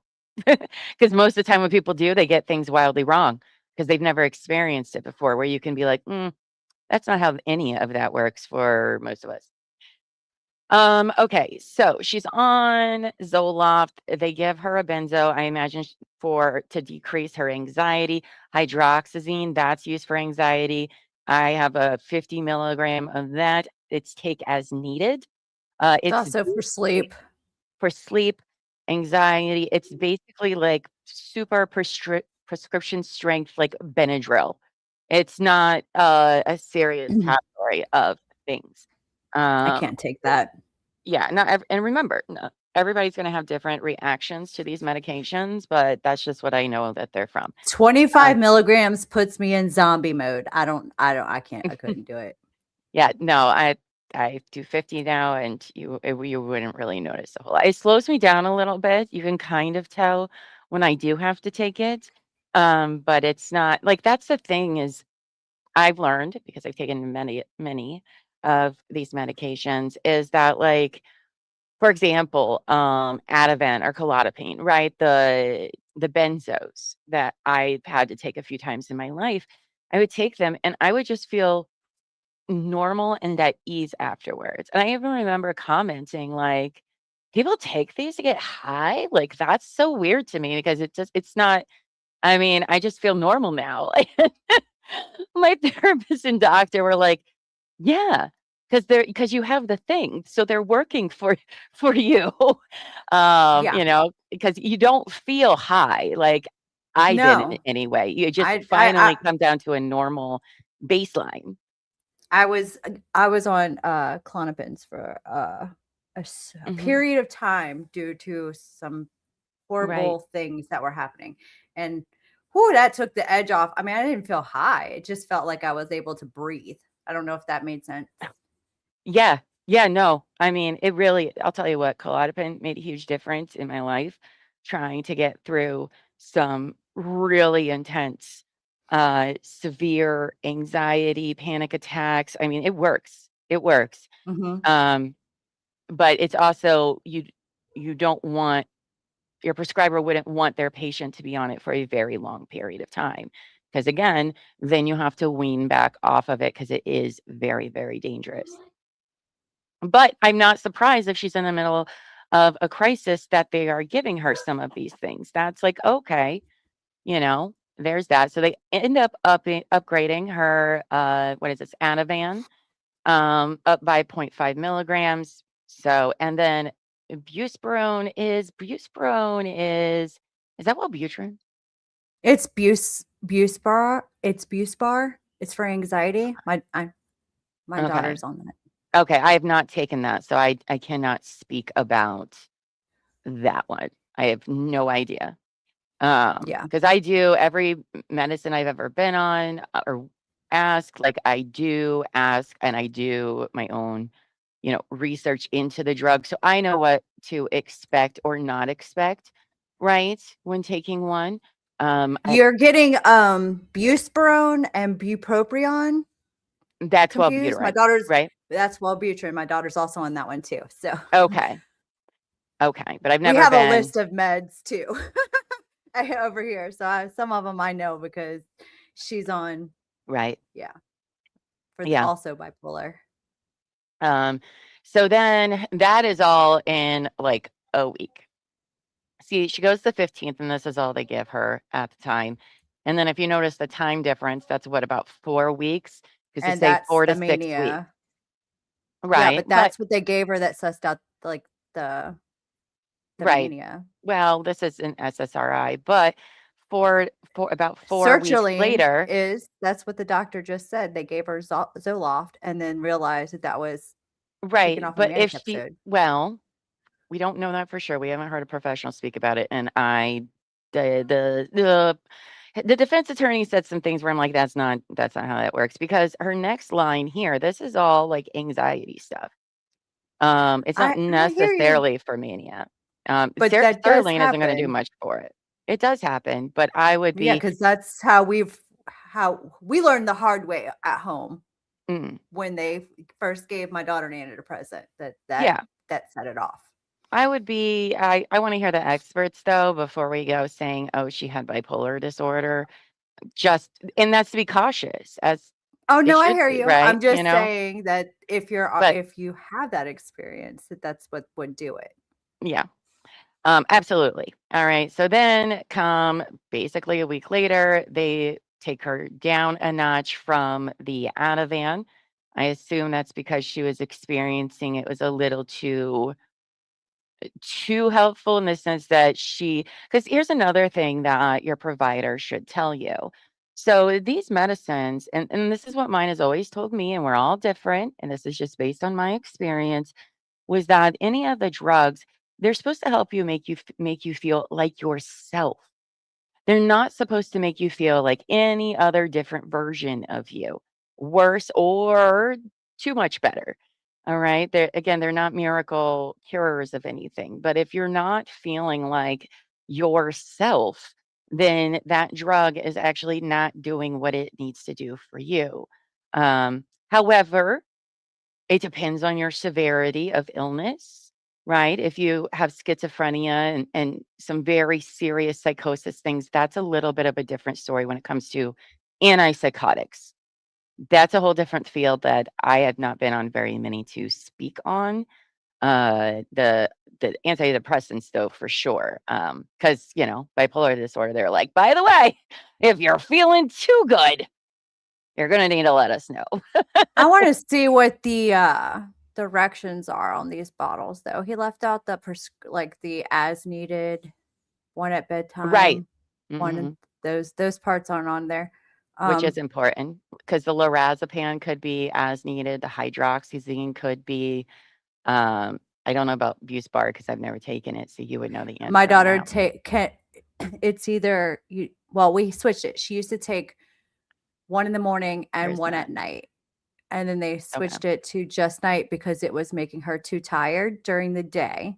Mhm. So now we just take the most of it at night because that's when you would sleep anyway. Yeah. Yeah.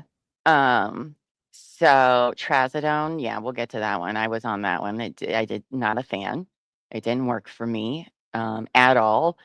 That one, I think I was given that after the Latuda, and I was just like, no, this is not better for me at all. But these are, these are not surprising go-tos. It's really how many different, how quickly they are. But, it is an They SSRI are changed very or quickly. SARI. And we don't know yet until the doctors speak of what side effects she was having or reporting while on these. So, and again, every single person is different. Oh, thank you for the 30 joules, the flower. Thank you. Take on YouTube. Appreciate that. Very kind of you. So then she's on fluoxetine. I don't think I've been on that one. What is fluoxetine over here? It's Prozac. Oh, yep. I've never taken Prozac. So there's that with the trazodone. So 5 days later, she's put on that. Curious if they're still keeping the other one or not. Zolpidem, I don't know what that is. I've definitely never been Oh on that gosh, I one do know that before. one. I just don't remember. Oh, Ambien. Yeah. That's what it is. It's Ambien.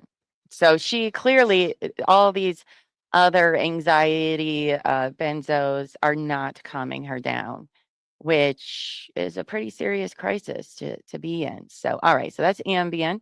I've only ever had Ambien once, and that was after I had my son because I had a C-section.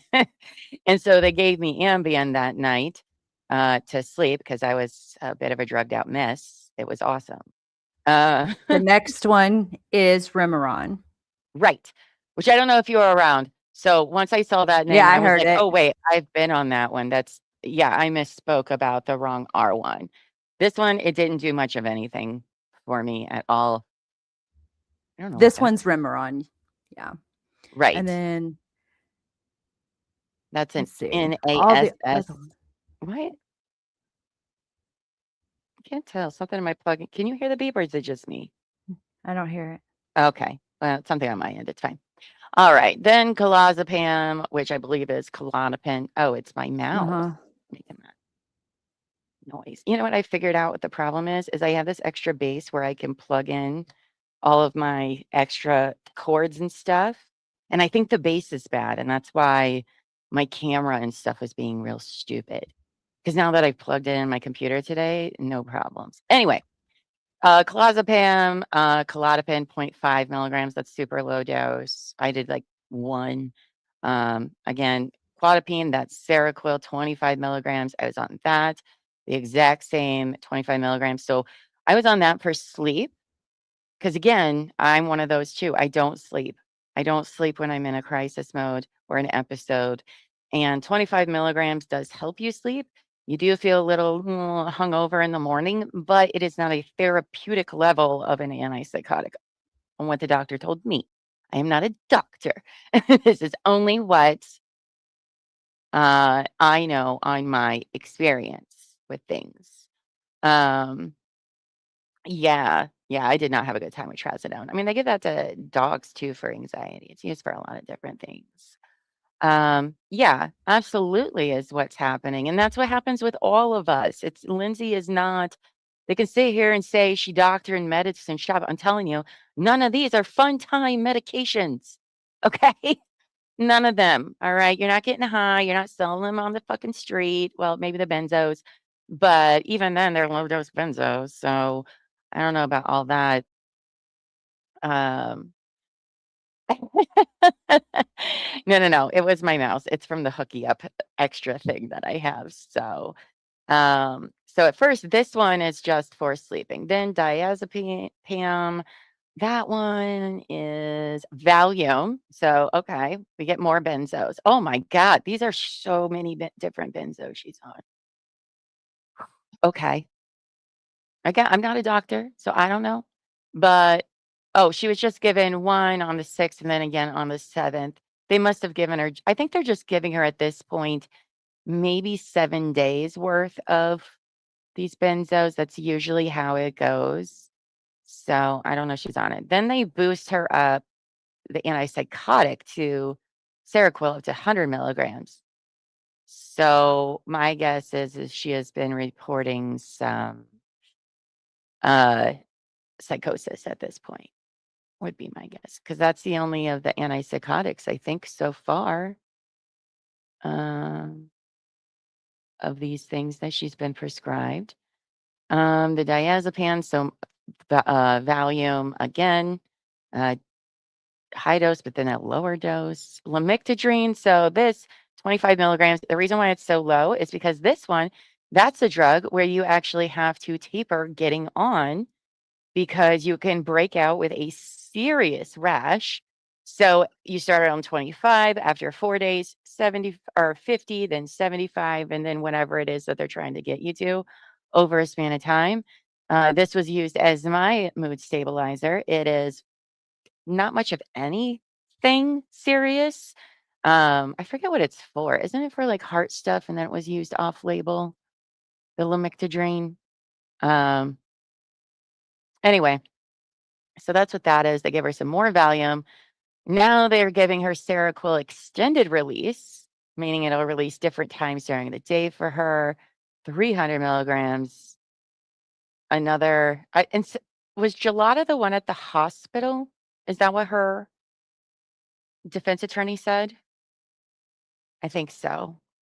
No, I thought Gelato was the one that took over when the Exactly. other one left. Okay. Thank you for that correction. Because, yeah. She was the Yes, one that didn't okay. return the call to the hospital when the hospital tried to Okay. get in touch with her. Okay. That's what I remember. If I Um, remember incorrectly, the chat can correct me because they love to do that anyway. Yeah. They had her on a very high dose of Seroquel, 100 milligram after, and the ER visit. Yeah, that makes sense to me. I would guess that she was definitely reporting But some yeah, psychosis there. Then back on trazodone again. Back on what it was, lorazepam again. Klonopin, right? No, Ativan. no, Ativan. and 4 days Diazepam, later, diazepam. amitriptyline, I'm on that too. That's actually used for, I forget what my dose is right now. I think it's 75. It's usually used for nerve pain, which I do have as well, but it also can help as a mood booster. So it's a dual one for me, and it really helped with both things. Two birds, one stone. It's not something that I'm going to say is nothing she's on here is they're all super serious, but these are not drugs that people are going to be changing doctors to drug seek, honestly.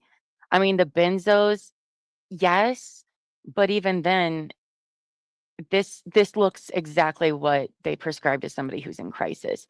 The quickness of it all, though, I mean, and what these can do to the brain. Yes, that's why there's black labels on all of these things. But without a doubt, it very much seems like she was reporting being in a crisis, and they were doing everything they could at the time to try to stem off how severe it is. But again, there is no cure. This was only to, ease symptoms, you know. But that is a lot of time switching, or I'm sorry, not a lot of Not a time lot of switching time. between all of these, that what it could I do mean, to the brain like is, every 4 days, we're putting on new medications. and a lot of them are benzos, which are very, again, very, very serious. So she's clearly wrestling with a lot of high anxiety, possible panic attacks. But again, those are no joke. None of these are joking medications at all, really. Or they just keep throwing meds at her. She keeps saying, "This is how I'm feeling," and they just keep throwing the same stuff and raising the dosage. And Mhm. she's like, "Yeah, this is not it. It's not working for me." And they just keep Yeah. throwing. Yeah, I don't know how they're gonna argue. This is the reality, right? Of what looks like and why it's so dangerous. But you're on it for not sleeping, but they said the bonus was it could help my fibromyalgia nerves. Does it? Because that's kind of, I've never been diagnosed with fibromyalgia. I don't know if it is what I have or not, but it's like, yeah, same. It helps with sleep, it helps with my mood, and it helps with the nerve. Well, it was first tried for my sleep and mood, and then the bonus was actually the nerve. It was the opposite way I ended up finding out about that because I don't know, I just didn't factor in that kind of, nerve pain into my mental health. And I was like, "Oh, okay, this is actually great." Yeah, no, some of these definitely shouldn't have, but we don't know exactly how long she was on each of these. Like how long at this point in December she's being given these new things. Are the additional things above she's still on or no? We don't really know this. We just know that this is when Well, she some of them are the same meds, right. and it looks like they either increased the dosages or went down in dosages. If you look at them, it looks like it's the Mhm. same meds being represcribed. Like this looks like a list of prescriptions, and they just upped them Yeah. every time she would complain. Like they just said, "Oh, we'll just increase the dosage or whatever," Yeah. because it's the same prescribing doctors a lot of the time. Yeah. How can I say she's doctor shopping? There's 3 names on this, 4 names that are all from the same place, which is not weird. So you got Tufts 1, Kevon 2, Paul 3, Gelada 4. Already did Tufts. Goodhart Ugh, I 5. That But those doesn't were seem like hospital doctor doctors. shopping to me. No, some of these were from ER visits and stuff. That's not man, this state is they're I would they're expect to see a ignorant. whole lot more doctors. And it's not unusual to be like, yeah, I don't, even if you were, it's not unusual to be like, yeah, I don't really like the way this psychiatrist is not listening to me. Mhm. I don't And like how it works. I want to go find somebody else who's actually going to listen to me because that's the mhm, biggest thing. You're not hearing me. that's true. I have one doctor at the clinic, that I refuse to be. They try to get me to be his patient, and I was like, "Nope, no, thank you. I don't like that guy because he didn't ever listen to what I was expressing." And I understand, right? When this is your clientele, it can be very hard to decipher what it is they're saying. But I was very adamant and very self-aware. I take very good note. I take it very, very seriously. And I was just like, you're not even listening to what I'm saying. And, we do know that there was a point where her and her husband went in and was like, listen, we feel like this isn't working. This is either making things worse for her. It's not making her comfortable. We think she might be over medicated. And they said, no, no, thanks. And here's the one thing I tell everyone who ends up needing to get services for mental health for whatever reason. You must educate yourself and you must be your own advocate. Okay. Because this kind of stuff isn't like other medical issues, right? Where we kind of have a lot of that sorted out, right?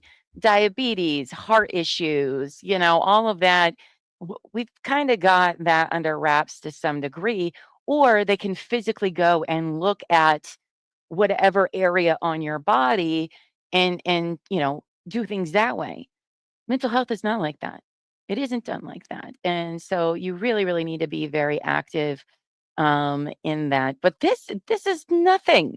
I mean, it's nothing in a sense to what the prosecution is saying. This is a lot for what the defense is saying. I just want to make that very, very clear. Because any mental health drugs are very serious. But for them to say, oh, she was doctor shopping and medicine shopping, none of these are that fun. Okay. And when you're in crisis, it's not a fun time. It's not going to make you feel, super fun. And when you are in a crisis, you don't want that zombie feeling, that numb apathy. It is awful. It is not pleasurable. Nobody likes being in that state.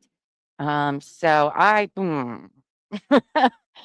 oh, I don't know how they're gonna do all this. Locals and the lawyer, chat said the facility she went were all linked to the prescription records should have been accessible to all docs on the chart. And I agree. Yeah. Again, we don't know when she started, how many she was given, all of that. We do not know that. We only know what she was prescribed on a certain date. I'm sure we'll hear these doctors are going to testify. Bet. um, Someone more, Daddy.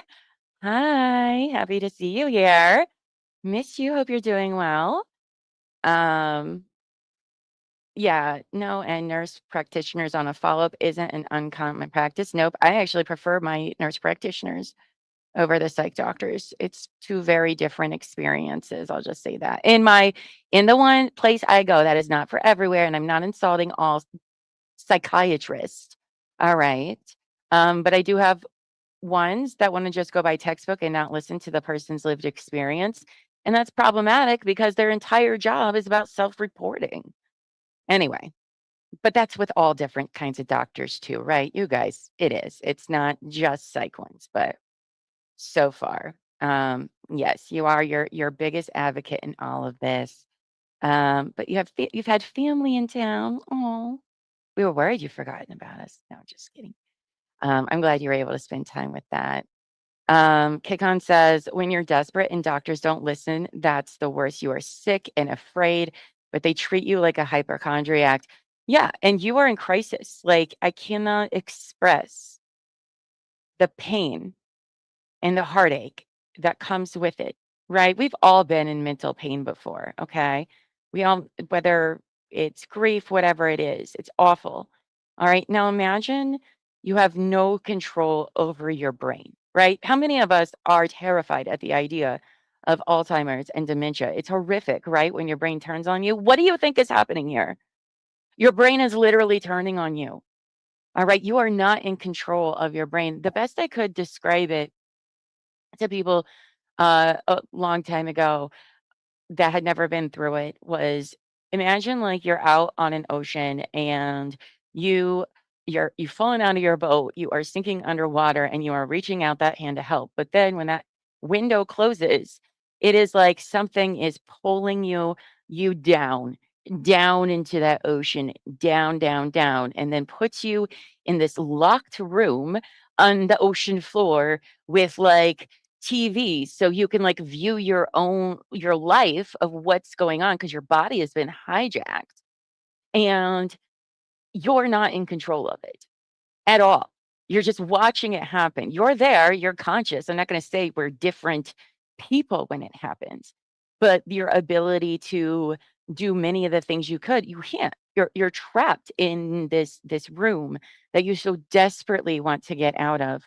And it's awful. It's a truly horrible experience to be in. And there is nothing that makes it go away until it is ready to go away. You can only make yourself comfortable and have to stay strong throughout the whole process and know that it is only temporary. That's another big lesson you learn when going through this. Everything about everything is temporary. Your panic attack, it's only temporary. It'll go away. It will. Your depressive episodes, it's only temporary. Now, it could be months, it could be years for some of us. Not everybody is different, but it does go away. And you will return back to your normal self. But the pain you have and you experience is very, very real, even if it is from delusional thinking. So, and it takes a hell of a person. Let me tell you what, people think people that fight or people that have depression and stuff, they're not strong enough. Let me tell you what, we're the strongest motherfuckers out there. Okay. Because until you have to battle your own brain to stay alive, I can't think of anything more stronger. So if anybody ever has made you feel weak because you're not strong enough to get over it, you're not strong enough to go outside, you're not strong enough to get a shower, you're not strong enough to eat, nah, you are fighting one of the hardest wars anyone could fight, and only you can fight it, and you have to fight it alone. So we are all warriors, okay? Nothing pisses me off more than that. And that's why, also I don't get too riled up by things people say about me because it's like, oh, don't you worry. I have spent months telling myself that and fighting that for a long time. I assure you, nothing is worse than that. Again, based on what I see here, this all seems very real, of a real crisis. Her husband, Patrick, well, now ex-husband, they got divorced. I know he supports her. His experience, I'm sure, being on the other, I can't even tell you how lucky I am to have elbow feet.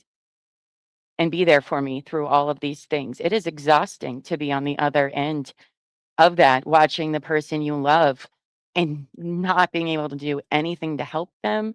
And then you have to take on all of this responsibility. Um, uh, they did everything they could, and something still happened because that is how it works. It's true, and that's really sad. Um, but if he, it is hard to fake all of this. It is very hard to do. And to convince the person who lives with you, who knows you, who's married to you, you know, it just doesn't happen. I'd be very, and I think he went on the stand. Yes, I didn't listen to his, but I'm pretty He sure. was on the stand for the prosecution yesterday. Okay, but I think he's I going on only for the listened defense through too. lunch. Oh, I'm Um, sure. but you see your loved one is different. You'll know when I'm bound to have an episode when we get there. You'll know. I sound different. I look different. My facial features are different. Um, you see that your loved one is it's really hard to watch on the other side, and there's nothing you can do about it. There's nothing that person can do about it. That you can try and get your help, which is what you should do. Um, but we're all at the mercy of Mhm. until it passes, and that's the reality of it. And you just got to hope that something like this doesn't happen, or that the person, you know, ends up taking their own life over it and, dies because of depression. Suicide is a symptom. All right. I wish people would understand that too. Um, and it happens a lot. So first of all, I just want to say, I know that this was a really hard, heavy stream compared to others, but I'm not going to sit there and let somebody spew a bunch of nonsense that could affect somebody listening and thinking, oh, well, you know what? They think I'm just making it up. No, all right. It's not how any of that works. All of us that have been through it can tell you that too. So please don't let those comments think that you shouldn't reach out for help. Don't let the fact that our system is inherently not great not make you reach out for help. All right. I'm here because I did. I'm here because I did get medical help. I did get therapeutic help. I did get peer support help. I did surround myself with people who helped to build me up and make me who I am today. And it was worth it. It was worth all the headaches, the nights of endless crying because you've tried this medicine, you've tried this one, and nothing is working. The thoughts you have, I promise you, it's only temporary. Um, and it's okay if at times you feel like you're not broken or you are broken. You're not though. Okay. It's And not as real. a family member of somebody who's going through or goes through or has been through the ringer, trying to make sure there's help out there for you too. Because Yes, that is it. They're going through it, but you are too. exactly. Absolutely. I mean, elbow feet, he did therapy for a period of time. I mean, it's incredibly tough. And my heart goes out to Patrick. I mean, none of this takes away that 3 little babies are dead at all. None of it does. No, It's it a doesn't. truly tragic case. Because even Pat, so he left her alone for 15 minutes. It, there is, unlike, well, we still have the trial to go, but unlike fucking Rusty Yates, who's a garbage person, Oh, so far, it doesn't seem like Patrick was like that. He changed his job to be able to work at home. The family came up, all right, but you have to understand too that that voice, the darkness, that some of us like to call it, that we've never heard until you hear it. You don't control when that voice comes around, and you don't control when it leaves. mm. And I'll just leave it at that because I can only speak my own experience there. But I'm not the only one that's happened to either. I know because I've talked with people who've experienced it. Um, so again, if you did absolutely, you did find my wonderful channel because I got help. Because I also suffered from agoraphobia for 3 years. And I'll tell you what, it was saying hi in a YouTube chat, watching a trial, that I ended up finding all of my wonderful friends several months later, including Buffy, including everyone that's on my team, knows how far I've come from when they met me. The idea that I'm on this side of the screen is quite baffling, but that's because it took a lot of effort to get here, not only from myself, but from my support team as well. So please reach out because there are people who have been through what you have been as well. And I am always more than willing to talk about it. It is not triggering to me to talk about it because I want to make sure that everybody feels like they're not alone and that it will be okay. So that is what we've got for the Lindsay Clancy. Hearts, loves to everybody. All right. We're all in this together. I promise. Even if we're suffering for different reasons, it's okay. We can all relate in some way. So maybe we might stop in and take a peek at the Lindsay Clancy trial as it's going on. And maybe we'll, I don't know, spend a Saturday talking about it or something. I think what I just explained to you also gives a reason why I really can't commit to watching 6 weeks of this because I do need to look out for my mental health and my triggers. And but I will be reading up on it and such. And this case is so important. So if you can watch it for me and you can be okay watching it, please do. Because this trial will have, could have, and certainly even right now is having ramifications for people in the mental health community. All right. And sometimes we don't have voices. Sometimes we can't use our voices. So please use your voice for us, please, and pay attention to this trial and what all is being said. And there's not much anybody can do in this situation, but that is a very big thing, is to fight this stigma. All right, because I can't believe the state's perpetuating this. It pisses me off so much that they have the audacity to sit there and say what they did with what we've already. I mean, these were opening statements. We'll see. All right, we're trial watchers. We get it. But I have a feeling this case is going to go exactly how we think it's going to go, and witness wise, but we'll see. So what is this channel all about? Well, I don't know if you're on True Crime and Wine Time or if you're on Couch Court with Llama. This show right now, Couch Court with Llama, will eventually, well, it has its own channel now. We'll be moving over there permanently. Couch Court with Llama, generally, we started off watching trials together. We are huge trial watching nerds. But then I had to take a break from trials because I watched like nonstop for like 10 months and it was very exhausting and hard on my mental health. So we took a pivot break and we've been covering Laura Owens for a few months while I took some time with that. And then, so we've been covering that case, which is insane. Then we've gotten into the Bricks and Minifigs case recently. And now I want to, slowly get back into doing some trials again.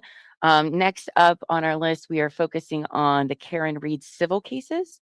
That was the first trial I covered here on Couch Court with Llama. We had watched them for years before, but under this show. So we're going to be diving deep into all of those and getting everybody caught up. So that way we can watch the hearings when they happen. And then, looking more to what's happening and stories that really do need to be talked about more. So if you haven't yet, make sure you do subscribe to @Couch Court with Llama and subscribe. We have over 200 subscribers now. We are well on our way to that channel being able to stand on its own. So please help us do that by watching the videos because we need watch hours and we need subscribers. Also do it to True Crime and Wine Time as well because I'll be doing True Crime and Wine Time shows here with Terry where, we have our podcast covering old cases. Now we're getting into the Alec Murdaugh retrial. We covered his appellate hearing yesterday, which was fascinating to watch. And we'll be doing updates and catching everybody up on that as well. So we do a little bit of everything around here.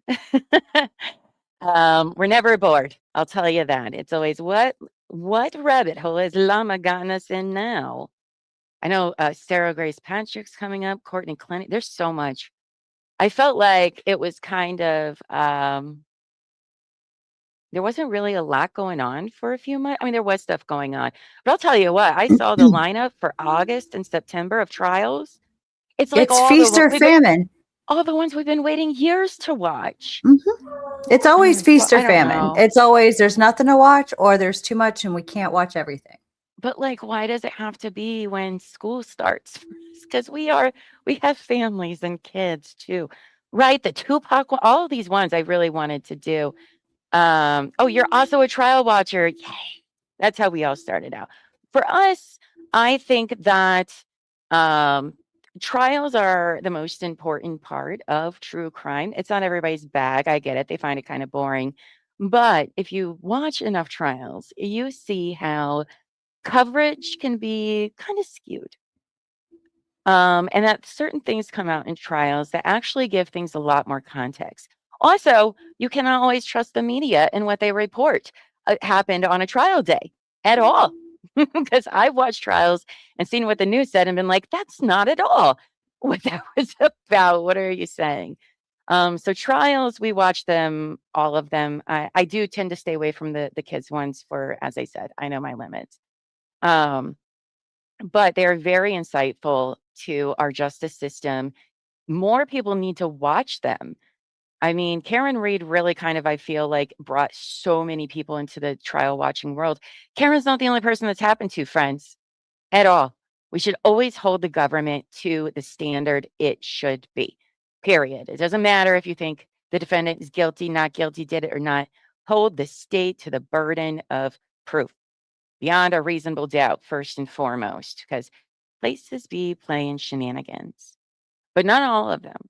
Not all As of the them. kids say, they be playing in our faces. Yeah. Okay, that was me trying to be funny. You could give me a pity laugh.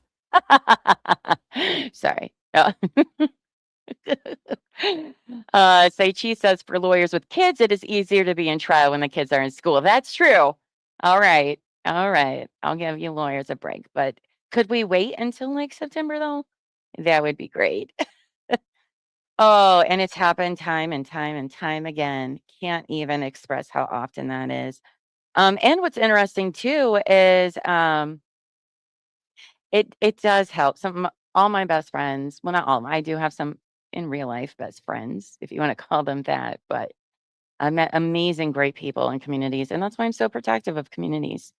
All right, it helped save my life, so I'm internally grateful to the communities out there. But even though we watch trials together, do not be fooled. We do not always agree about about it, about the trial itself and outcome, which is always a fun time because that's how it works. That is the system. But so anyway, that is all we've got for you today. Thank you for watching that with us. I think we'll probably do some more coverage of this in doses. It won't be every day, unfortunately, but I do know a lot of people are doing that, recapping at the end of the night. So please watch them as well if you want up-to-date information, because my schedule is, pretty full. I know some of the good lawyers are covering this case as well. So yeah. Oh, look at Ammon's interview while Ben was gagged. Which one? There's so many.